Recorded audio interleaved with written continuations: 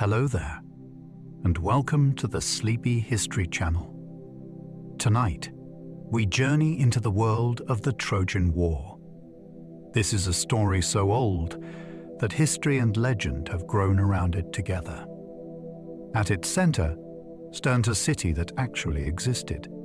Around it gathers a tale of kings, warriors, vows, and ruin. For centuries, people wondered whether Troy had ever truly existed, or whether it lived only in the songs of ancient poets. Then the earth began to give up its secrets. Walls appeared beneath the soil. Burned layers told of disaster. Old records hinted at names that sounded strangely familiar.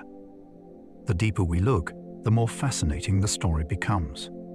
The Trojan War is not only a legend about heroes. It is also a window into a lost age, when powerful kingdoms struggled for honor, trade, and survival. Some parts may be true. Some may be memory changed by time. And some may remain mysterious forever. If you enjoy these gentle journeys, I invite you to like, subscribe, or share a thought below. It helps others find their way here too, one sleepy soul at a time. But for now, all you need to do is settle in. Let your shoulders soften. Allow your breathing to slow. And as the day begins to fade, join me as we explore the mystery of Troy together. Let's begin. The Trojan War was a legendary ancient conflict between the Greeks and the city of Troy. According to the story, it began when Paris, a prince of Troy, took Helen from Sparta.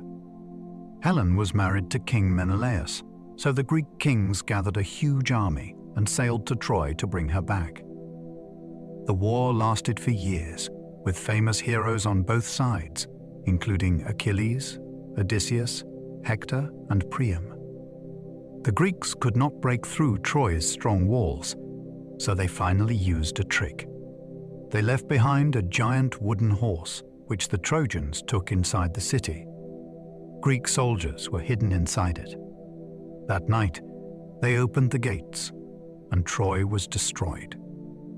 Troy was a real city, even if its war remains mysterious. For a long time, many people treated Troy as if it belonged only to poetry. It seemed too grand, too dramatic, and too perfectly shaped by legend to have stood on actual ground. Yet beneath a mound in northwestern Turkey, archaeologists uncovered the remains of a settlement with walls, gates, houses, and layers of destruction. This changed the question forever. The issue was no longer whether a city called Troy had existed. It clearly had. The harder question became whether the famous war preserved in ancient song remembered a real conflict, or whether it transformed many smaller struggles into one unforgettable story. That is what makes Troy so captivating. It is not a clean split between truth and myth. It is a place where broken stones, burned earth, royal names, and ancient poetry all seem to lean toward one another without fully joining. The city is real, but the story still keeps its secrets. The Trojan War began with love, pride, and a stolen queen. Ancient storytellers did not present the conflict as a simple invasion. They made it begin with a personal wound that spread into a disaster for kingdoms. Helen, Queen of Sparta, was said to have left with Paris, Prince of Troy. In some versions, she chose him. In others, the gods pushed events beyond human control. To the Greeks, the insult was enormous because marriage, kingship, and reputation were tied together. Menelaus had lost more than a wife. He had lost status in front of every ruler who had once promised to defend her marriage. That promise became a spark. What might have remained a scandal in one royal household became a cause for ships, armies, and years of suffering. The brilliance of the story is that it begins with something deeply human. Desire becomes politics. Pride becomes strategy. A private choice becomes a war that later generations could never stop retelling. Homer's Iliad, the ancient Greek poem that made the Trojan War famous, only describes the conflict a few weeks from near the end of the whole war. Many people imagine the Iliad as a complete account of the Trojan War, but it is far more focused than that. It does not begin with the abduction of Helen. It does not show the first Greek landing. It does not carry us all the way to the fall of the city.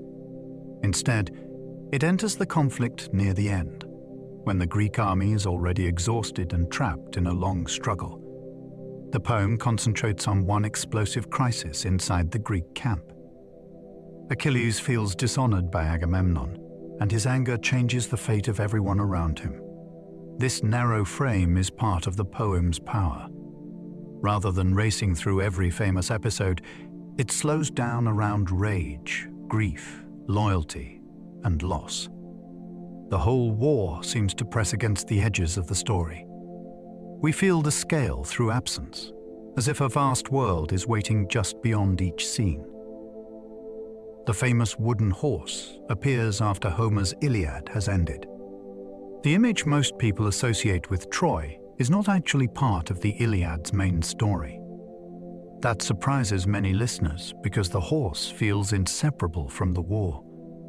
Homer's poem closes before that final trick unfolds. Later traditions, including other ancient epics and retellings, filled in the ending. In those accounts, the Greeks pretend to abandon the siege and leave behind a giant wooden offering. The Trojans bring it inside their walls, believing the danger has passed. Hidden within it are armed Greeks waiting for night. The brilliance of the episode lies in its reversal.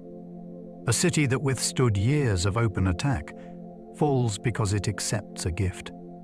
Whether the tale preserves a memory of siege machinery, a ritual object, or pure storytelling genius, it became one of history's most famous warnings. Achilles was nearly invincible, but his rage shaped the story. Achilles is remembered as the greatest Greek fighter at Troy, yet the Iliad is not simply about his strength. It is about what happens when a man who can turn battles decides to withdraw from them. After Agamemnon insults him, Achilles refuses to fight, and his absence becomes almost as powerful as his presence. The Greek army suffers because one wounded ego has removed its most terrifying weapon. This makes him more than a champion. He becomes a force that exposes the fragile code beneath heroic society. Honor matters so deeply that warriors may choose pride even when friends are dying.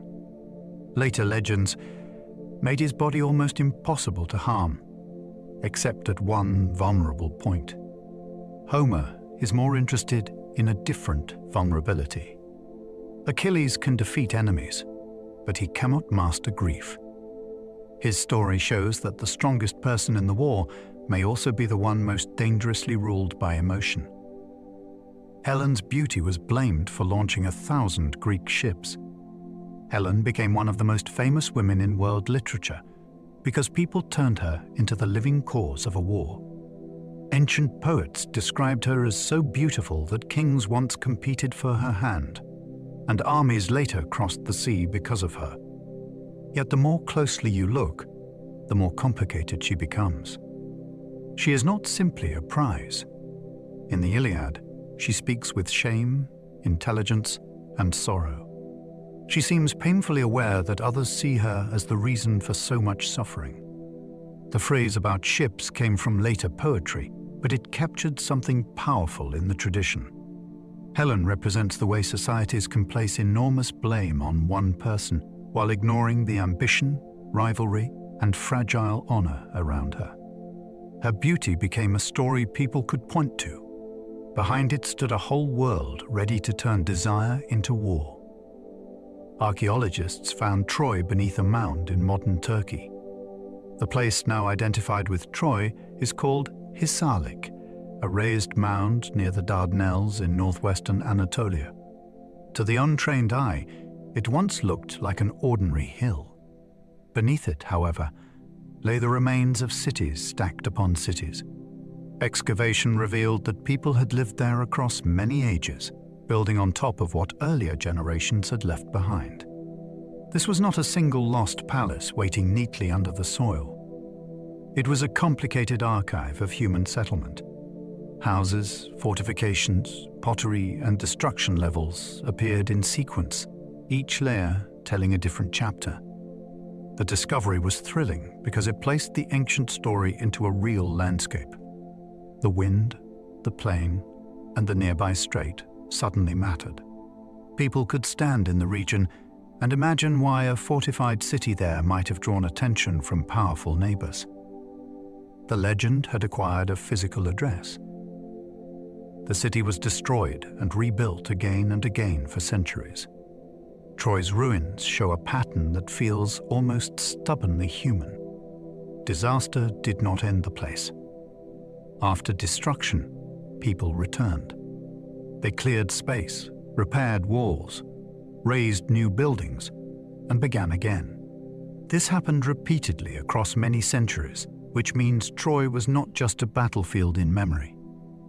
It was a long-lived settlement that survived earthquakes, fires, political change, and shifting trade. Each rebuilding altered the city while preserving its importance.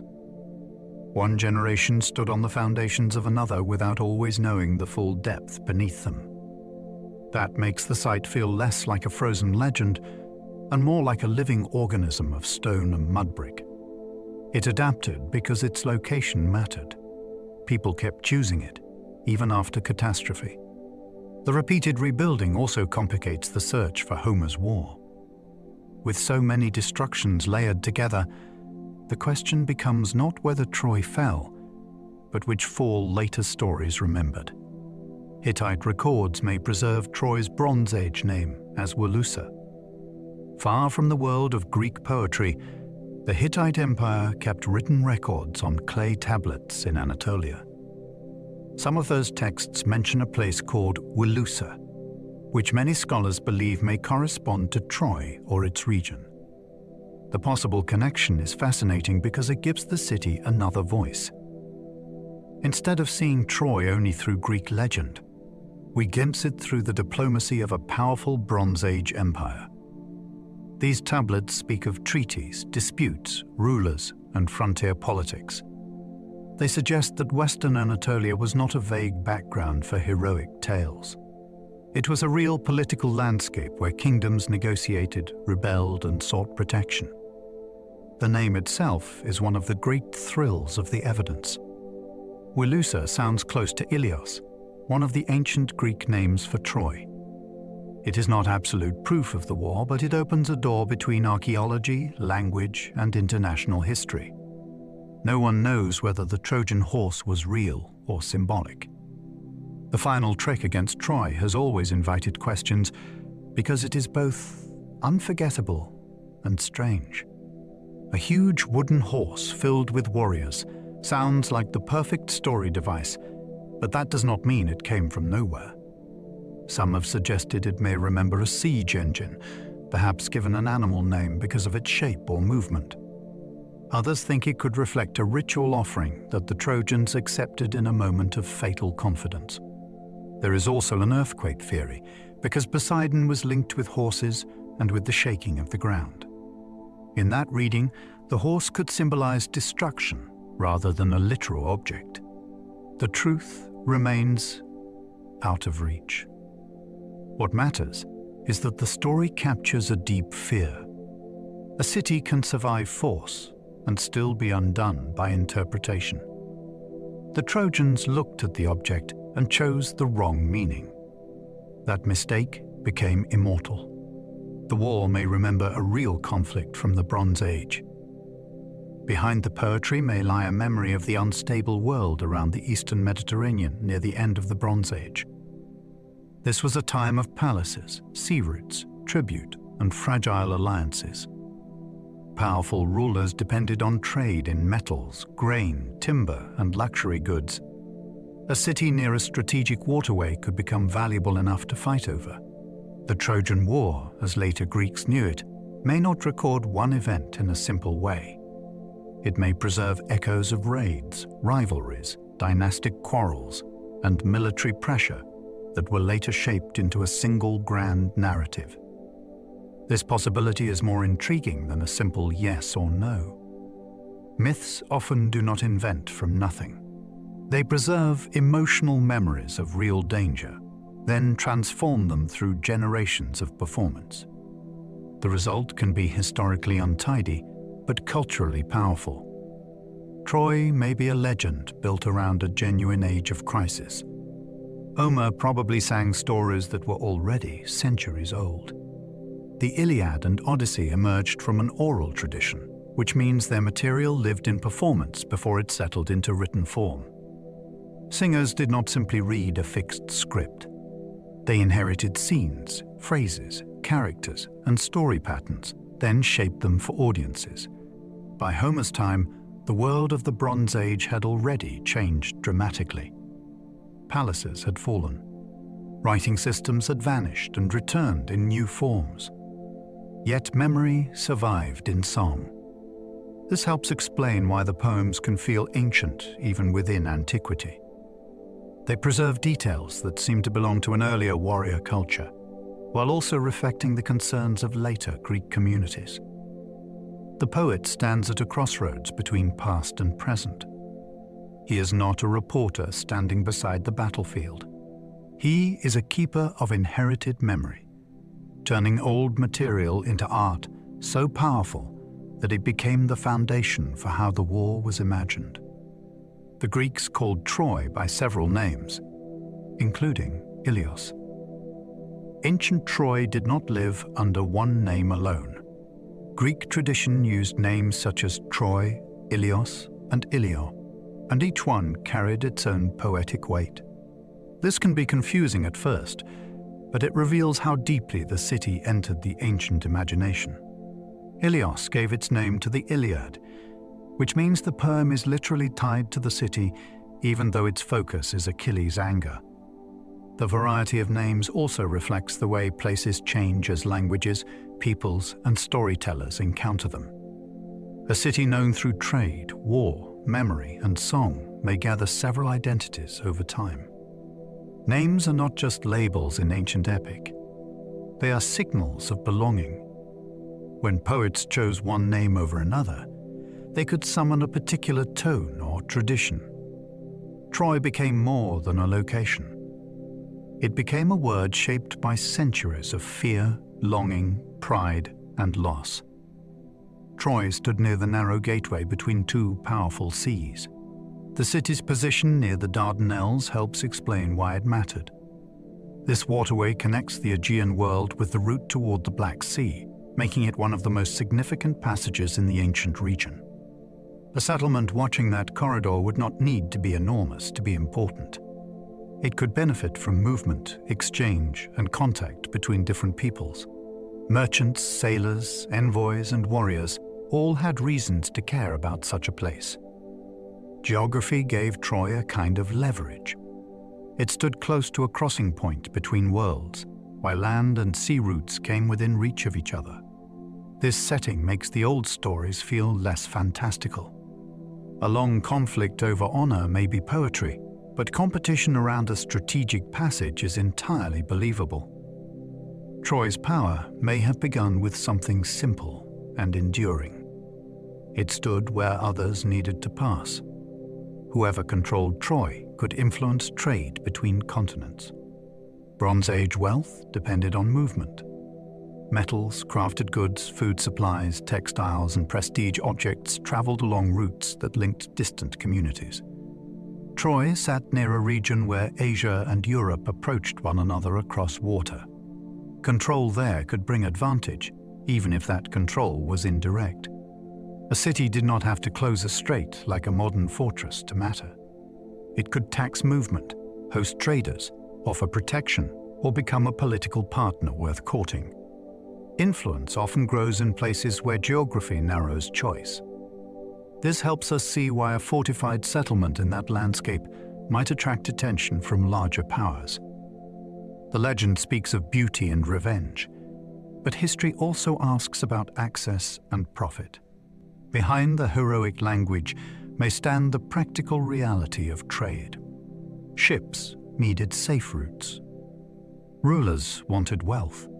A city at the meeting point could become a prize. The city's walls were famous long before archaeology found them. In ancient storytelling, Troy's defenses were not ordinary walls. They were treated as magnificent, almost untouchable, and worthy of divine craftsmanship. Later audiences imagined them as the great barrier that made the siege so long and difficult. When excavators uncovered substantial fortifications at Hisarlik, the discovery gave that tradition a powerful visual anchor. The real walls belong to different phases of the site, and they cannot be matched simply to every poetic detail. Even so, their presence mattered. They showed that this was no tiny village inflated by fantasy. It had been a defended place of real ambition.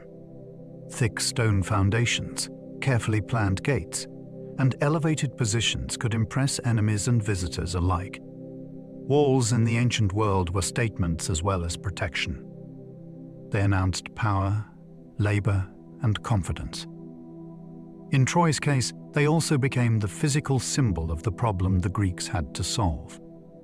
Late Bronze Age Troy had towers, gates, and sloping stone defenses. The phase often discussed in relation to the epic world was strongly fortified. Its builders used impressive stonework at the base of the walls, with upper sections likely made of mud brick. Sloping defenses would have made the citadel harder to attack, while gateways controlled movement into the protected center. Towers added visibility and authority. These features matter because they show planning, resources, and skilled labor. A community that could build in this way had organization behind it. It could command workers, gather materials, and think seriously about threat. The result was not merely practical. Fortification shaped how people felt. Approaching such a citadel, a visitor would understand that this was a place prepared to resist. For storytellers, that kind of architecture was perfect. It made the city seem worthy of a long siege. The walls did not need to be mythical to inspire awe. Their real strength was enough. The ruins show Troy was not one city, but many. Hisarlik is a layered mound because settlement there continued across an extraordinary span of time. Each major phase left traces beneath the next, creating a vertical history of human ambition. One Troy might belong to early communities. Another might show greater wealth and stronger defenses. Later versions belong to Greek and Roman memory. This makes the site thrilling and difficult at the same time. When people ask where the Trojan War happened, they often imagine a single target beneath the soil. Archaeologists instead found a sequence. The mound is more like a stack of chapters, but different cities occupying the same treasured ground. Some were damaged. Some were rebuilt. Some were transformed by new cultural worlds. This layered reality is one reason debate continues. The legendary war must be placed, if it can be placed at all, within a complicated timeline. Troy is not one moment. It is a long memory, made of many lives. Heinrich Schliemann helped uncover Troy, but he damaged priceless layers. Schliemann is one of archaeology's most famous and controversial figures. He brought enormous energy, money, and public attention to the search for Homer's city. His excavations helped make Troy a global fascination. Yet his methods were often destructive by modern standards. In his eagerness to reach what he believed was the Homeric layer, he cut through later remains that contained vital evidence. Some of what he destroyed can never be recovered. This creates a difficult legacy. Without him, the site might not have captured the world's imagination so dramatically. Because of him, parts of its history were lost before they could be properly understood. Schliemann's story is a reminder that discovery can be both brilliant and damaging. Archaeology is not only about finding treasure, it is about preserving context. A broken pot in the right layer may tell more truth than gold removed from the ground too quickly. Frank Calvert suspected his Sarlik was Troy before Schliemann began digging. The story of Troy's rediscovery is often told as if one determined man found the lost city by force of belief. The fuller version is more interesting. Frank Calvert, a diplomat and local landowner, had studied the landscape and believed that Hisarlik was the most promising candidate. He knew the region well and had already explored parts of the mound. When Schliemann arrived, Calvert shared knowledge that proved crucial. Yet fame did not fall equally. Schliemann's personality, wealth, and talent for publicity pushed him into the spotlight, while Calvert remained far less celebrated. This matters because history is often shaped not only by discoveries, but by who gets credit for them. The search for Troy was not a solitary miracle. It was built from local knowledge, patient observation, scholarly debate, and ambition. Calvert's role reminds us that some of the most important figures in great discoveries stand just outside the brightest light. The Iliad begins after the war has already lasted years. By the time Homer opens his story, the Greek army is already worn down by time. The soldiers have crossed the sea, built their camp, buried their dead, and learned that Troy will not fall quickly. This choice gives the poem an unusual force. We do not enter at the clean beginning of an adventure. We enter during exhaustion, when patience has thinned and every insult feels dangerous. The warriors know one another too well. Old tensions have had years to harden. Families far away have become memories rather than daily realities. The audience feels that something has been happening for a very long time before the first line is spoken. That makes every argument heavier. A quarrel is never just a quarrel. It carries the weight of delay, homesickness, lost honor, and fear that the whole campaign may fail. The poem begins in the middle because war itself has become a trap. Agamemnon led the Greek kings, but he struggled to command them.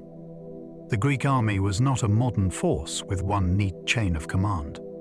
It was a coalition of proud rulers who had brought their own ships, followers, grudges, and reputations. Agamemnon stood above them as the most powerful king, but his authority depended on consent as much as rank. He had to persuade men who considered themselves heroic equals. That made leadership incredibly fragile. A public insult could shake the entire war effort because honor was the currency that held the alliance together. Agamemnon often acts as if power gives him the right to take what he wants, yet the poem shows how costly that attitude becomes. He can gather kings under one banner, but he cannot easily govern their pride. His greatness is mixed with insecurity. That is what makes him fascinating. He is not merely a commander. He is a man trying to hold together an army of rival egos. Achilles refused to fight because his honor had been insulted. To a modern listener, it can seem shocking that one warrior would abandon a campaign over a dispute about status. In the heroic world, however, public honor was not decoration. It was proof of value. Gifts, prizes, and praise showed everyone where a man stood. When Agamemnon took Achilles' war prize, he did more than seize a captive woman. He publicly lowered the greatest fighter in the army. Achilles saw the insult as a collapse of the entire code he lived by. Why risk death for a leader who could take away the reward that marked his worth? His refusal turns a personal grievance into a military disaster. The Greeks do not simply lose a strong soldier. They lose the terror that kept Trojan confidence in check. This is why the quarrel matters so much. It reveals a world where reputation can be worth more than survival. Patroclus entered battle in Achilles' armor and changed everything. When the Greeks are driven back toward their ships, Patroclus cannot bear to watch the suffering continue. He asks Achilles for permission to wear his armor and lead the Myrmidons into the fight. The plan is partly psychological. If the Trojans think Achilles has returned, their courage may break. At first, the deception works. The sight of that familiar armor creates panic, and the Greek line surges with new life. Yet the moment is dangerous because Patroclus is not Achilles. He carries the appearance of the greatest warrior without possessing the same terrifying power. Victory pulls him too far forward. The battlefield that seemed to open before him becomes a snare. His death becomes the emotional turning point of the epic. It ends Achilles' withdrawal, but at a terrible cost. A borrowed identity has awakened the very force it was meant to imitate. Hector was Troy's greatest defender and Priam's most beloved son. Hector stands at the heart of the Trojan side because he fights for something immediate and visible. He is not chasing distant glory in the same way as many Greek heroes. His city is behind him. His parents are within the walls. His wife and child depend on the strength of his arm. That makes his courage feel different. He is a prince, but he is also a husband, father, and guardian. The poem allows us to feel the pressure placed on him. Every time he steps outside the gates, he carries the fear of an entire people. Priam loves him not only as an heir, but as the living shield of Troy. This is why his fate feels so devastating. If he falls, something more than one warrior is lost. The city loses its most human symbol of endurance. Through Hector, the enemy becomes impossible to hate. Priam begged Achilles for Hector's body in a heartbreaking scene. Near the end of the Iliad, the old king does something almost unimaginable. He crosses into the Greek camp and enters the shelter of the man who killed his son. He comes without an army. He brings ransom, but his real appeal is human recognition. Priam asks Achilles to remember his own father, far away and waiting for a son who will never return home. This breaks through the rage that has consumed Achilles. For a moment, enemy and enemy stop being symbols. They become two grieving men facing the ruin that war has made of their lives. The scene is powerful because it does not undo the violence. Hector is still dead. Troy is still doomed in tradition. Yet compassion appears in the middle of devastation. Priam's courage is not battlefield courage. It is the courage to kneel before hatred and ask for mercy. Few scenes in ancient literature are more moving. The Iliad ends with mourning, not with victory.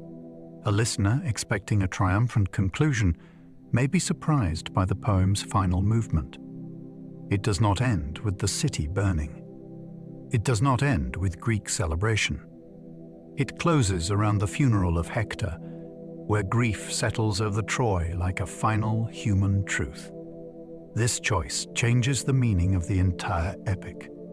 Homer is not simply asking who wins. He is asking what war costs, even when heroes perform magnificently. The last notes belong to lamentation, not conquest. Women lead the voices of sorrow, and their mourning gives the story a scale that battle cannot provide. They remember Hector as protector, husband, son, and hope of the city. The audience knows more suffering waits beyond the poem, but Homer stops before the final destruction. That restraint is haunting. It leaves us with a body returned, a city still standing, and a silence filled with everything to come. Paris was a prince, but his judgment doomed his city. Paris is often remembered as handsome, romantic, and disastrous. He is not the strongest Trojan warrior, yet his choice becomes one of the most consequential decisions in the mythic tradition. The famous judgment begins as a divine beauty contest, but it turns into a political catastrophe. Each goddess offers him a reward, and Paris chooses the promise that leads him toward Helen. The story may sound like fantasy, yet its moral tension is sharp. A private desire is treated as if it can outweigh wisdom, kingship, and responsibility. Paris acts like a lover, while history asks him to behave like a prince. That mismatch follows him everywhere. Even when he fights, he is often compared unfavorably with Hector. He is not evil in a simple way. He is careless in a world where carelessness can destroy nations. His beauty draws attention, but his weakness moves the plot. Aphrodite promised Paris the most beautiful woman in the world. The goddess of desire gives Paris the offer he cannot resist. In the story, Hera tempts him with power, and Athena offers victory. But Aphrodite promises a woman whose beauty surpasses all others. Paris chooses longing over rule and conquest. That decision reveals how ancient myth could turn an inward impulse into a world-changing event.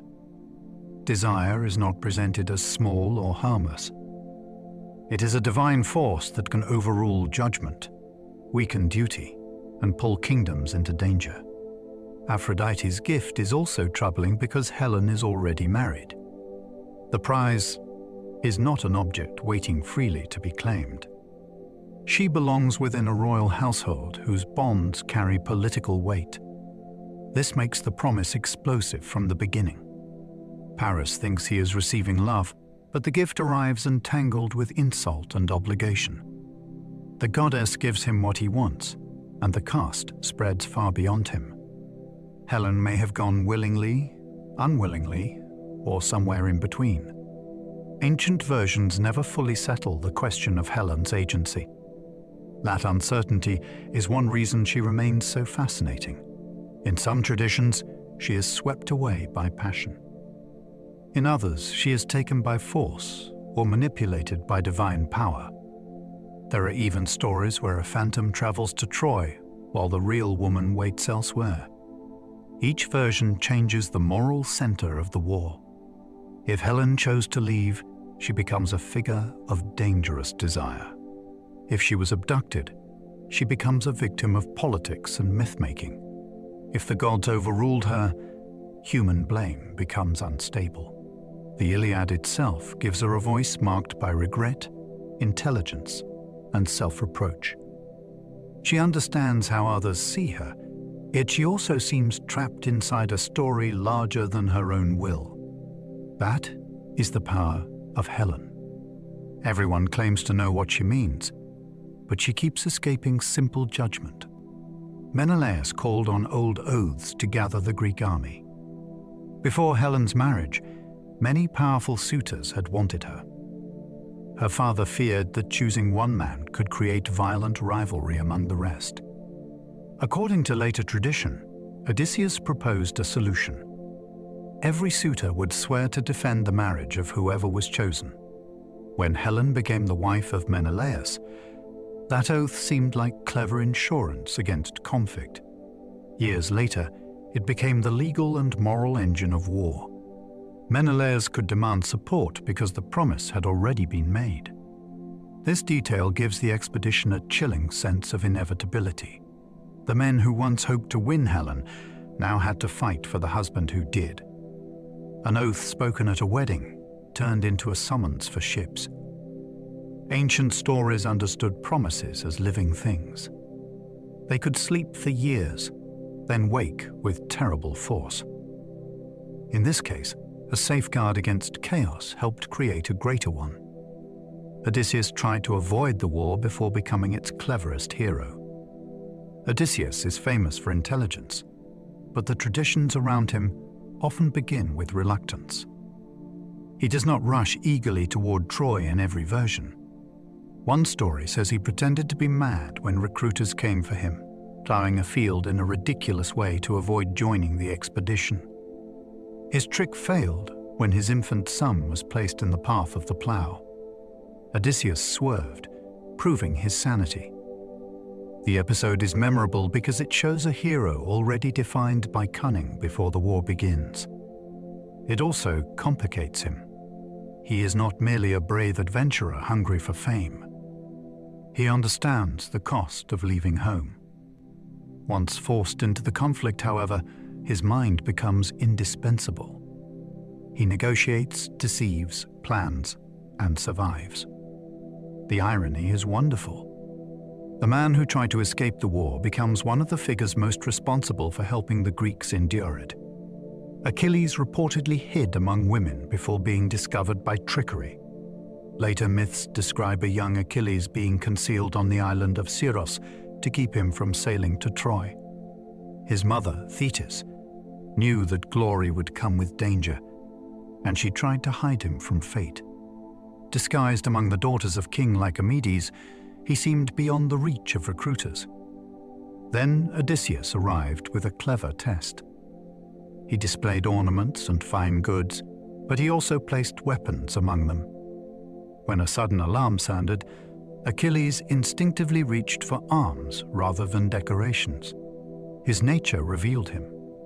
The story has the shape of a trap, but it also feels like fate recognizing its own. Achilles can be dressed differently. He can be placed in a sheltered setting, yet the warrior within him answers the call before he has time to think. The tale captures one of the central ideas around him. His destiny can be delayed, but not avoided. The Greek fleet gathered at Aulis before sailing toward Troy. Aulis became the great waiting place before the expedition crossed the sea.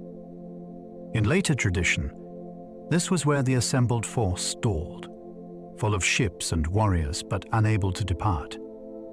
The image is powerful because it shows war before movement. Men have left home. Leaders have committed themselves. The campaign has begun in intention, yet the water remains uncrossed.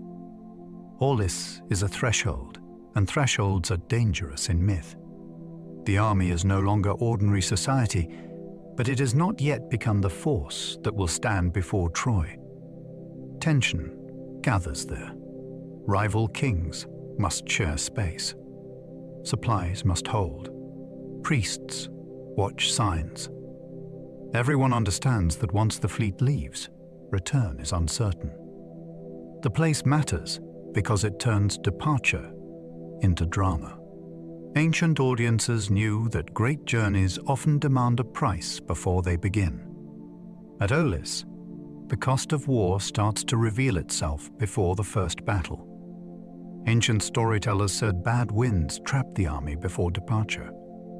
The stillness at Aulis became a sign that something was wrong between mortals and the divine. The ships were ready, yet the winds would not serve them.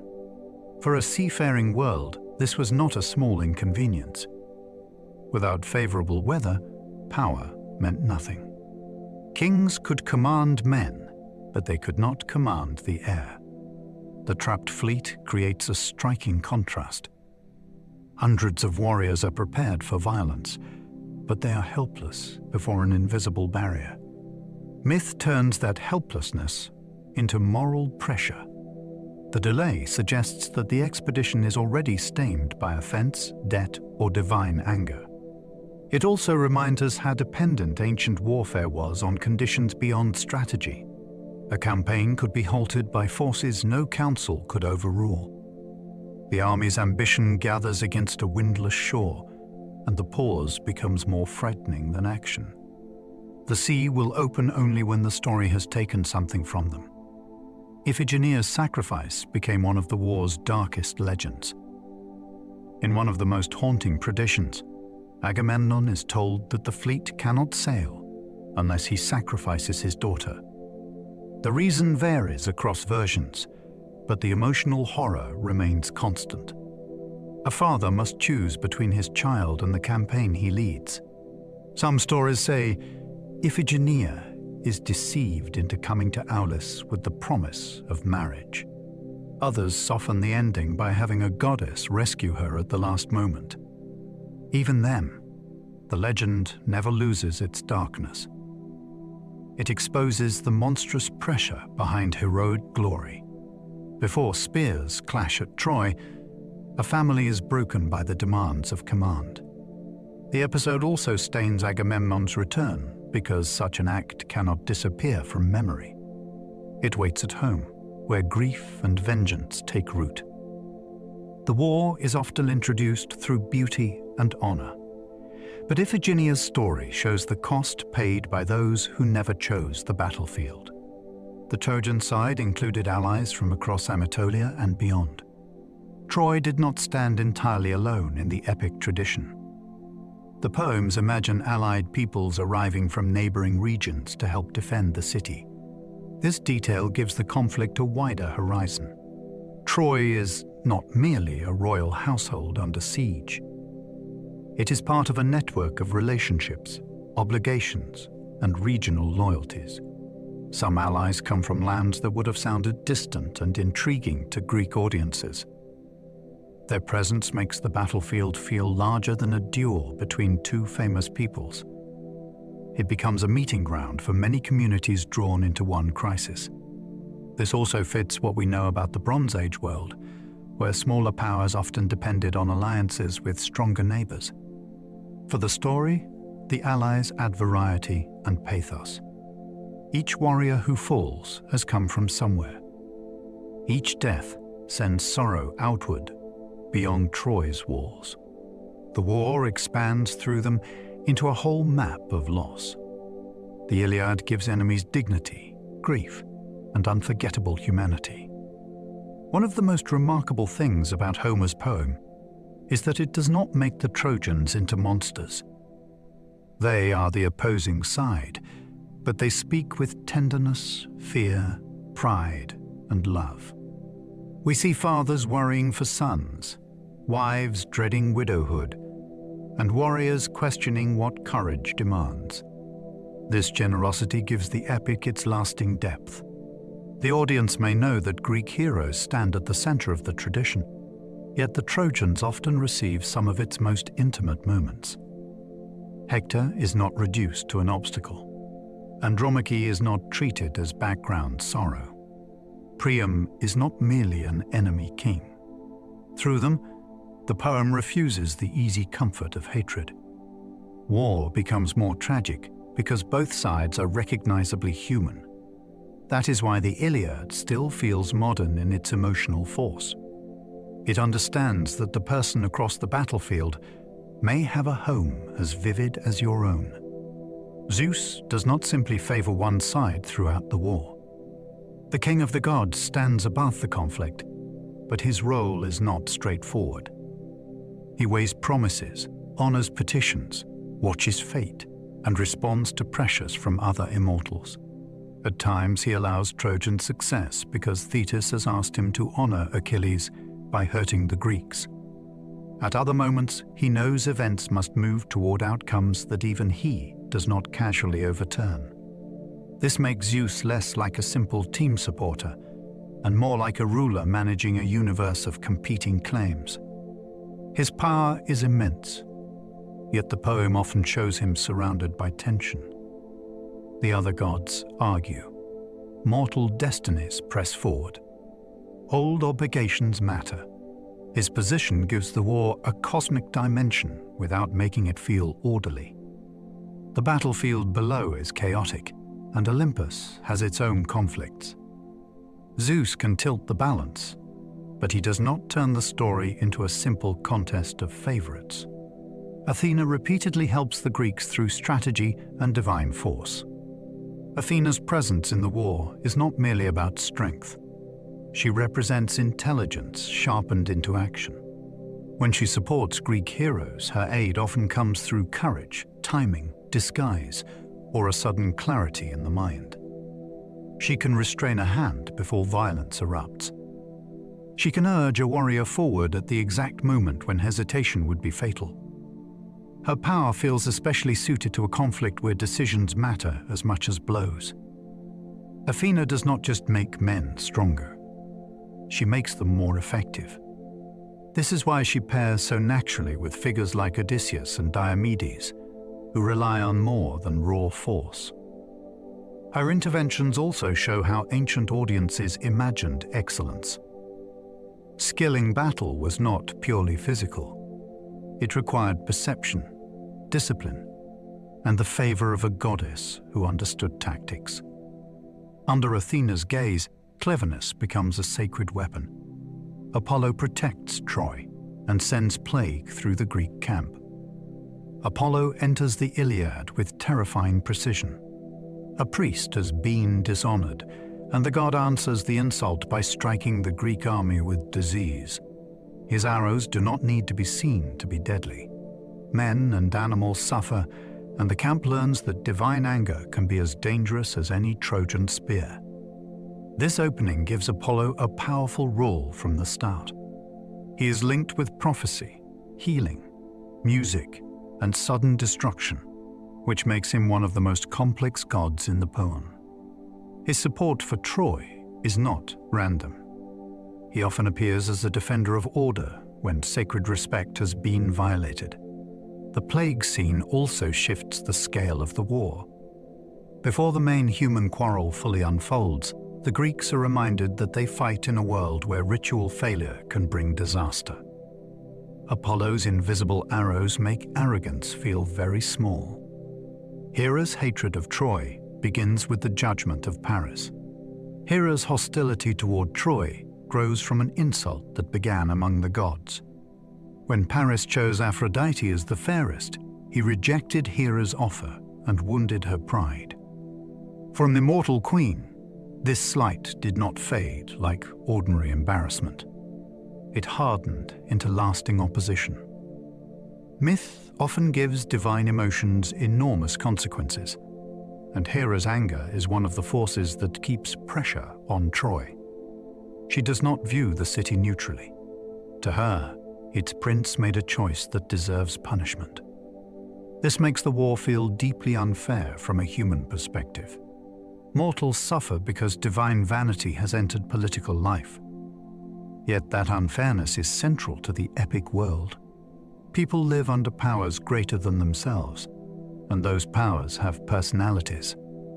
Hera's grudge transforms a beauty contest into a geopolitical disaster.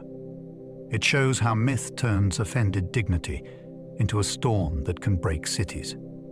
The gods quarrel like humans, only with immortal consequences. Olympus, in the Iliad, is not a place of calm perfection. The gods argue, mock one another, take sides, deceive, complain, and sometimes behave with startling pettiness. This gives the poem a strange, double vision. Above the human battlefield, another drama unfolds, filled with rivalries that mirror mortal conflict. Yet the consequences are far larger, because divine moods can reshape entire battles. A human insult might provoke a duel. A divine insult can change the fate of armies. The gods make the war feel both grand and unsettling. They are powerful, but not always wise. They are immortal, but not always mature. Their involvement also raises a disturbing question. If the gods themselves are divided by pride, desire, and resentment, how can humans hope to live in a stable world? The war below becomes a reflection of disorder above. Heaven does not solve the conflict. It helps inflame it. The war is as much about honor as territory. The story of Troy cannot be understood if it is treated only as a struggle over land. Again and again, the deepest conflicts arise from reputation, insult, obligation, and the fear of shame. Heroes fight because they want to be remembered. Kings act because public standing must be defended. Families suffer because the code of honor demands action, even when action brings ruin. This does not mean practical motives disappear. Wealth, trade, and power still matter. But the emotional engine of the epic is the need to be seen as worthy. A prize taken from a warrior, a wife taken from a king, a body denied proper burial, each becomes unbearable because it touches honor. The world of the poem is one where identity is public. What others say about you can feel as real as life itself. That makes Troy a war of status as much as a war of spears. Bronze Age warriors fought with spears far more often than swords. Modern imagination often places swords at the center of ancient combat, but the spear was usually the practical king of the battlefield. It offered reach, speed, and deadly force before an enemy could close the distance. In Homeric fighting, warriors hurl spears, thrust with them, and use them as the first expression of martial skill. Swords appear too, but often after the spear has been thrown or broken. This matters because it changes how we picture the fighting. Battles were not constant clashing blades like in many films. They involved distance, timing, shield work, and the frightening moment when a spear point found a gap. Bronze weapons required craftsmanship and valuable materials, which gave arms a status beyond simple utility. A good weapon carried identity. It could be named, admired, inherited, or stripped from the defeated. The spear was not a background tool. It was the line between courage and death. Chariots in Homer often carry heroes rather than acting like tanks. The chariot in the Iliad can surprise listeners who expected to smash through enemy ranks. In many scenes, it functions more like elite battlefield transport. A hero rides to the front, dismounts to fight, then uses the chariot to withdraw, pursue, or move quickly across the field. This pattern may preserve older memories of Bronze Age warfare while also reflecting poetic tradition. Chariots were expensive, impressive, and associated with status. They required horses, skilled drivers, maintenance, and open terrain. To appear in one marked a warrior as someone of importance. The driver also mattered because survival could depend on his timing and loyalty. This creates a different battlefield rhythm from simple infantry combat. Heroes surge forward in shining vehicles, leap down into danger, then depend on another man to keep escape possible. The chariot becomes a stage for glory, but also a reminder that even great fighters rely on others. Boar tusk helmets in the poems match real Mycenaean objects. One of the most fascinating details in the epic tradition is the description of helmets made with rows of boar tusks. These sound almost fantastical until we compare them with real archaeological finds from the Mycenaean world. Such helmets existed, and they were remarkable objects. Making one required many tusks, careful shaping, and skilled assembly. It was not a casual piece of equipment.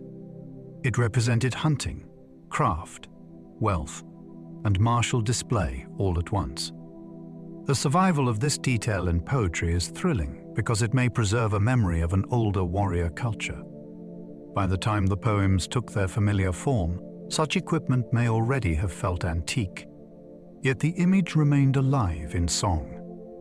A line of poetry can sometimes carry material history across centuries. The helmet becomes more than armor. It is a tiny bridge between the imagined battlefield and the hands of real craftsmen. Homer preserves memories of weapons already ancient in his own time. The world described in the epics is not a perfect snapshot of one historical period. It blends old and newer elements in a way that makes it feel layered. Some weapons, armor, and customs seem to point back toward the Mycenaean Bronze Age. Other features belong more naturally to later Greek society. This mixture is not a flaw. It is evidence of long transmission. Oral poetry can hold onto memorable objects long after everyday life has changed. A singer may describe an ancient shield, a rare helmet, or a form of combat because the tradition has made it meaningful. To the audience, these details could give the story an aura of deep antiquity. For us, they are clues. They suggest that the poems are not pure invention, but neither are they simple history. They are memory shaped by performance. The weapons in Homer gleam because they have been polished by centuries of telling. The Greeks in the story are often called Achaeans. In the Iliad, The warriors who sail against Troy are not usually called Greeks in the way modern listeners might expect. Homer often names them Achaeans, Danans, or Argives, depending on the line, the rhythm, and the tradition behind the verse. These names matter because they point toward an older world before the familiar idea of Greece had fully taken shape. The men in the poem do not belong to a single nation in a modern sense. They come from separate kingdoms, each with its own ruler, ships, and local pride. Yet the poem gathers them into one great force through shared language, shared reputation, and a shared campaign across the sea. The names give the story an ancient texture. They remind us that the war belongs to a time when identity was regional, heroic, and personal. Before Greece became an idea, these warriors were remembered as a storm of many peoples. Mycenaean palaces were powerful before Homer's Greece even existed. Long before the classical cities of Athens and Sparta became famous, an older Greek-speaking world flourished behind thick walls and palace gates. Its centers stood at places such as Mycenae, Pylos, Turins, and Thebes. These palaces controlled land, collected goods, stored weapons, organized labor, and sent officials through surrounding territories. They were not simple royal homes. They were administrative engines with scribes, storerooms, workshops, and rulers whose authority reached far beyond the main hall. This is the world that gives the Trojan tradition much of its deep background. It was richer, more connected, and more bureaucratic than early scholars once imagined. A king in such a palace could gather resources for ships, armor, feasting, and war. When later Greeks listened to tales of mighty ancestors, they were hearing echoes of a lost age that had already vanished before their own city-states rose. Homer's heroes walk through the afterglow of that vanished power. Linear B tablets prove Greek speakers ruled palace kingdoms before Troy. For generations, scholars knew about mysterious clay tablets found in Bronze Age palaces, but the script could not be read. When Linear B was finally deciphered, the result was astonishing. The tablets were not written in a lost non-Greek language. They recorded an early form of Greek. Their contents were not epic poetry or royal boasting. They were lists of oil, livestock, textiles, workers, land, armor, and offerings. That makes them strangely powerful. They show a world of accountants rather than bards, yet they prove that Greek-speaking palace societies existed centuries before the poems were written down. The heroic age suddenly gained administrative weight. Behind the imagined battles stood real economies, real officials, and real systems of control. The tablets do not tell the story of Achilles or Helen. They do something quieter and just as important.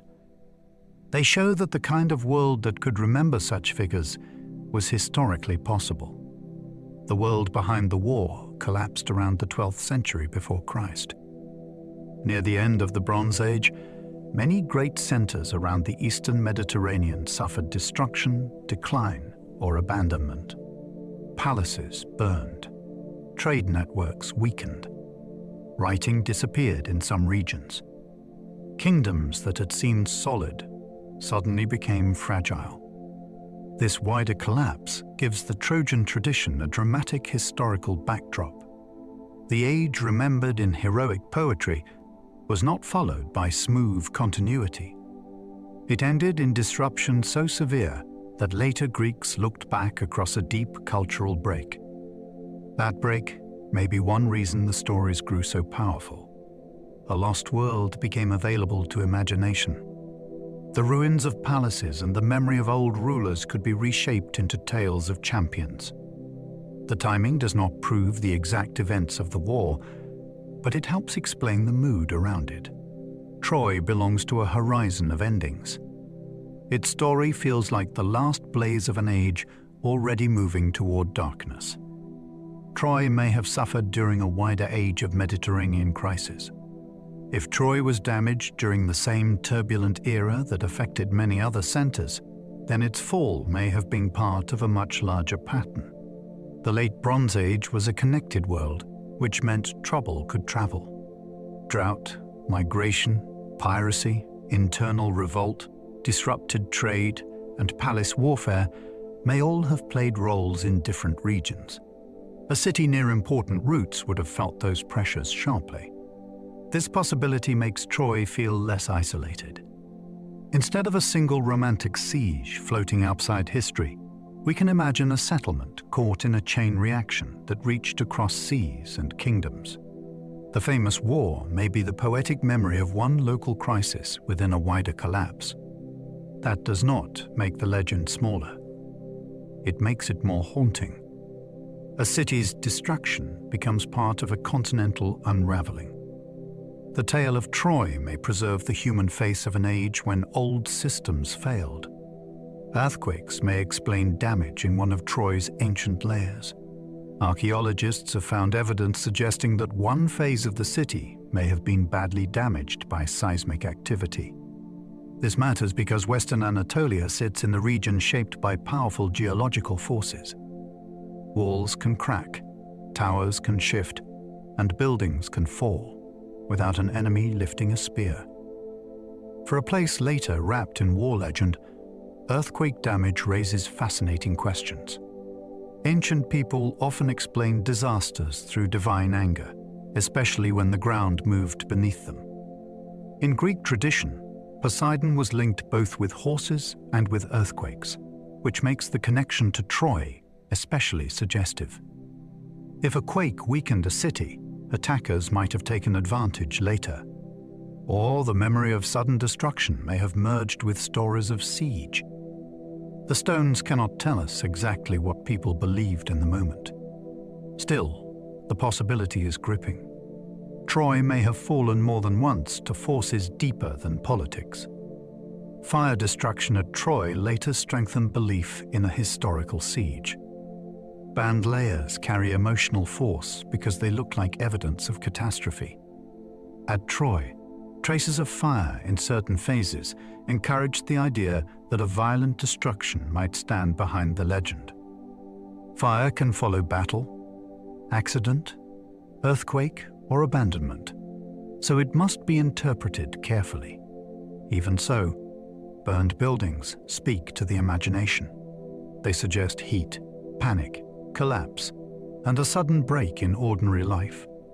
For early excavators and readers of Homer, such evidence seemed to bring the epic close enough to touch. A city in the poem burns. A layer in the mound burned too. The connection was tempting, even when the chronology proved more complicated than first hoped. What makes the evidence compelling is not that it solves the mystery by itself. It shows that Troy experienced real destruction intense enough to leave marks in the earth. Somewhere beneath the poetry, disaster was not imaginary.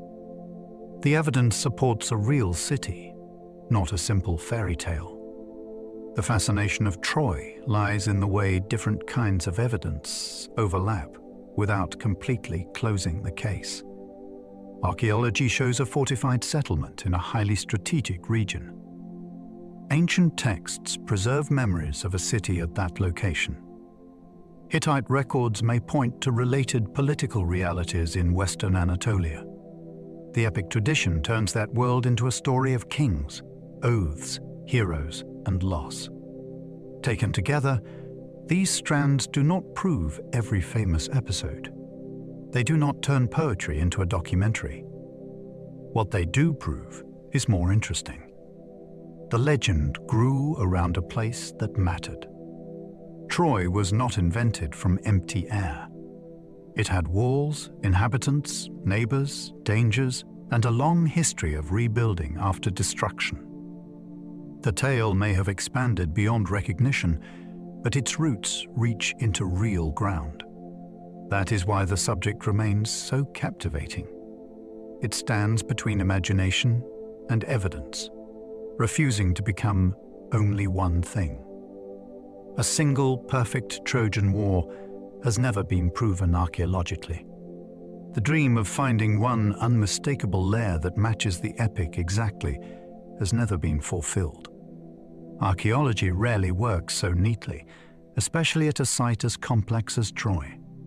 The poems describe a grand coalition, a long siege, famous heroes, divine interventions, and a final deception. Excavation reveals walls, pottery, damage, rebuilding, and changing settlement patterns. These are different kinds of truth. A burned level can show destruction, but it cannot name Achilles. A weapon can show violence, but it cannot explain Helen. This gap is not a failure. It is the nature of evidence. The earth preserves materials, while poetry preserves meaning. The challenge is to bring them into conversation without forcing them to say more than they can. There may have been a conflict remembered later as the Trojan War. There may have been several. The perfect match remains elusive, and that uncertainty keeps the mystery alive. Hittite kings wrote about Western powers that may match Homer's Greeks. Clay tablets from the Hittite world mention political forces in the West that seem to have mattered greatly to Anatolian rulers.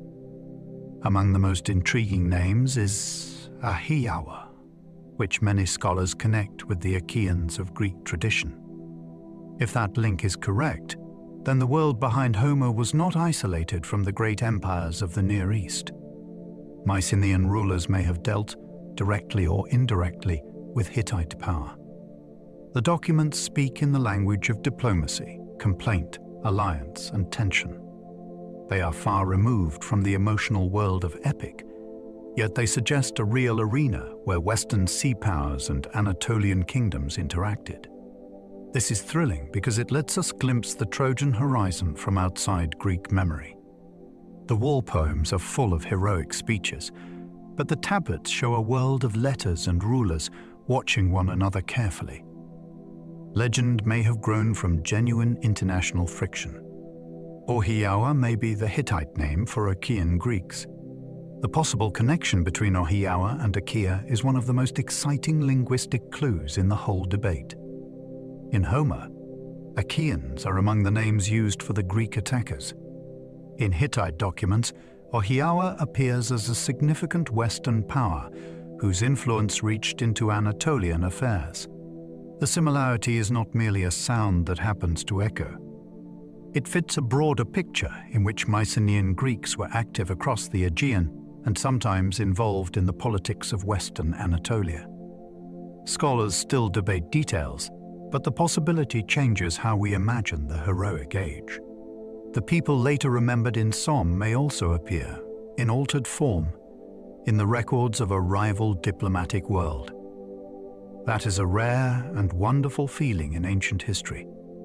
A name from poetry seems to cast a shadow on clay. The epic singers called them warriors. The Hittites may have known them as a political force. Alexandru of Wilusa sounds strangely close to Alexander, another name for Paris. One Hittite treaty names a ruler called Alexandru of Wilusa, and that name has fascinated scholars for generations. It sounds remarkably like Alexander, which ancient tradition also used as another name for Paris. The connection is not proof that the prince of legend was a real king recorded by the Hittites. History is rarely that generous, but the resemblance is tantalizing because Wilusa itself may correspond to Troy or its region. Suddenly, names from different worlds seem to approach one another across centuries. A diplomatic document and a heroic myth appear to share echoes. Even if the legendary Paris cannot be identified with this ruler, the name shows that forms familiar from Greek tradition could exist in Anatolian political life. That matters. It suggests a world where cultures touched, names crossed boundaries, and later stories may have preserved distorted memories of real dynasties. Sometimes a single name can make the past feel startlingly close. The Hittites treated Wilusa as a politically important frontier kingdom. In the records of the Hittite Empire, Wilusa appears in contexts that suggest it mattered to imperial strategy. It was not described like a meaningless village at the edge of the map. It belonged to a zone where loyalty, rebellion, and influence were serious concerns. Frontier kingdoms were especially important because they stood between larger powers and uncertain neighbors. Their rulers could become allies, dependents, or sources of trouble. If Wilusa is connected with Troy, then the city's importance becomes easier to understand. It was not only a place of later Greek imagination. It may have been part of a political landscape watched by one of the great powers of the age. This gives the Trojan story a more grounded shape. A war there would not need to be explained only by romance or heroic pride. It could belong to the hard realities of border politics, diplomacy, and regional control. Troy belonged to an Anatolian world as much as an Aegean one.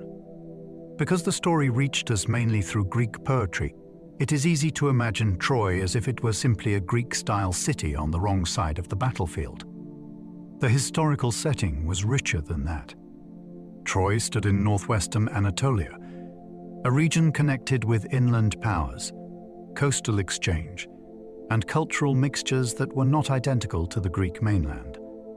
Its people may have spoken languages, practiced customs, and held political loyalties that linked them to Anatolian traditions, as well as Aegean contacts. This makes the city more interesting, not less. It stood at a meeting point where influences could overlap. Greek storytellers later gave Trojans speeches and emotions that their audiences would understand, but the real inhabitants may have lived in a world of blended identities. To think of Troy properly is to look both east and west. Its power came partly from belonging to more than one horizon. Homer's Trojans speak like Greeks, but history suggests deeper cultural mixing. In the Iliad, Trojan characters talk in the same poetic language as their enemies. They pray, argue, boast, and mourn in ways a Greek audience could recognize. This is natural for epic storytelling, because the poem must make both sides emotionally legible. History, however, invites us to imagine a more complex reality.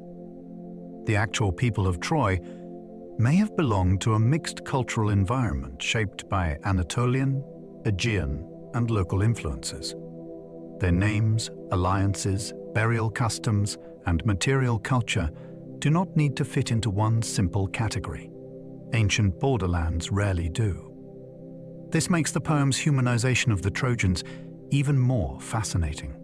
It turns a potentially foreign city into a mirror for Greek listeners, while the archaeological and textual evidence hints at a society with its own distinct background. The result is a layered portrait. The epic makes Troy familiar. History reminds us that it was also different. The story survived through oral poetry before it was written down. For centuries, the tale lived in the voices of singers. It moved through courts, festivals, gatherings, and generations before reaching the written form that later readers inherited. This matters because oral tradition is not simply memory in a weak form. It is a powerful creative system. Singers use rhythm, repeated phrases, familiar scenes, and flexible structures to preserve enormous stories while reshaping them for each performance. The Trojan material could grow, tighten, change emphasis, and absorb local details over time. A great bard was not merely reciting. He was rebuilding the inherited story in front of listeners who already knew its outlines and still wanted to be astonished. That long oral life helps explain why the poems feel both ancient and artfully composed. They carry the momentum of many voices, but they also have the force of genius. Before Troy belonged to books, it belonged to breathe. Bards could recite vast epics using repeated phrases and patterns. The scale of ancient oral poetry can seem almost impossible until we understand its technique. Singers relied on formulaic language, which means phrases shaped to fit the meter and ready to be used when needed. A warrior might receive a familiar epithet. Dawn might arrive through a recognizable phrase. A feast, a sacrifice, a challenge, or an arming scene could unfold through traditional patterns. This did not make the poetry mechanical. It gave the singer a living framework.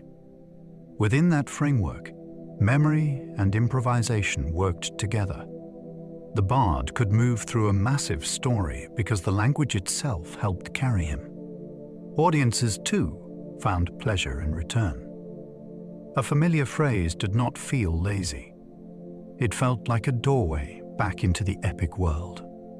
The repeated patterns created rhythm, authority, and expectation. They allowed a story of enormous length to survive in human minds before the page became its home. The phrase, "rosy-fingered dawn," helped singers remember the poem. Some of the most famous repeated expressions in Homer are beautiful, but they are also practical.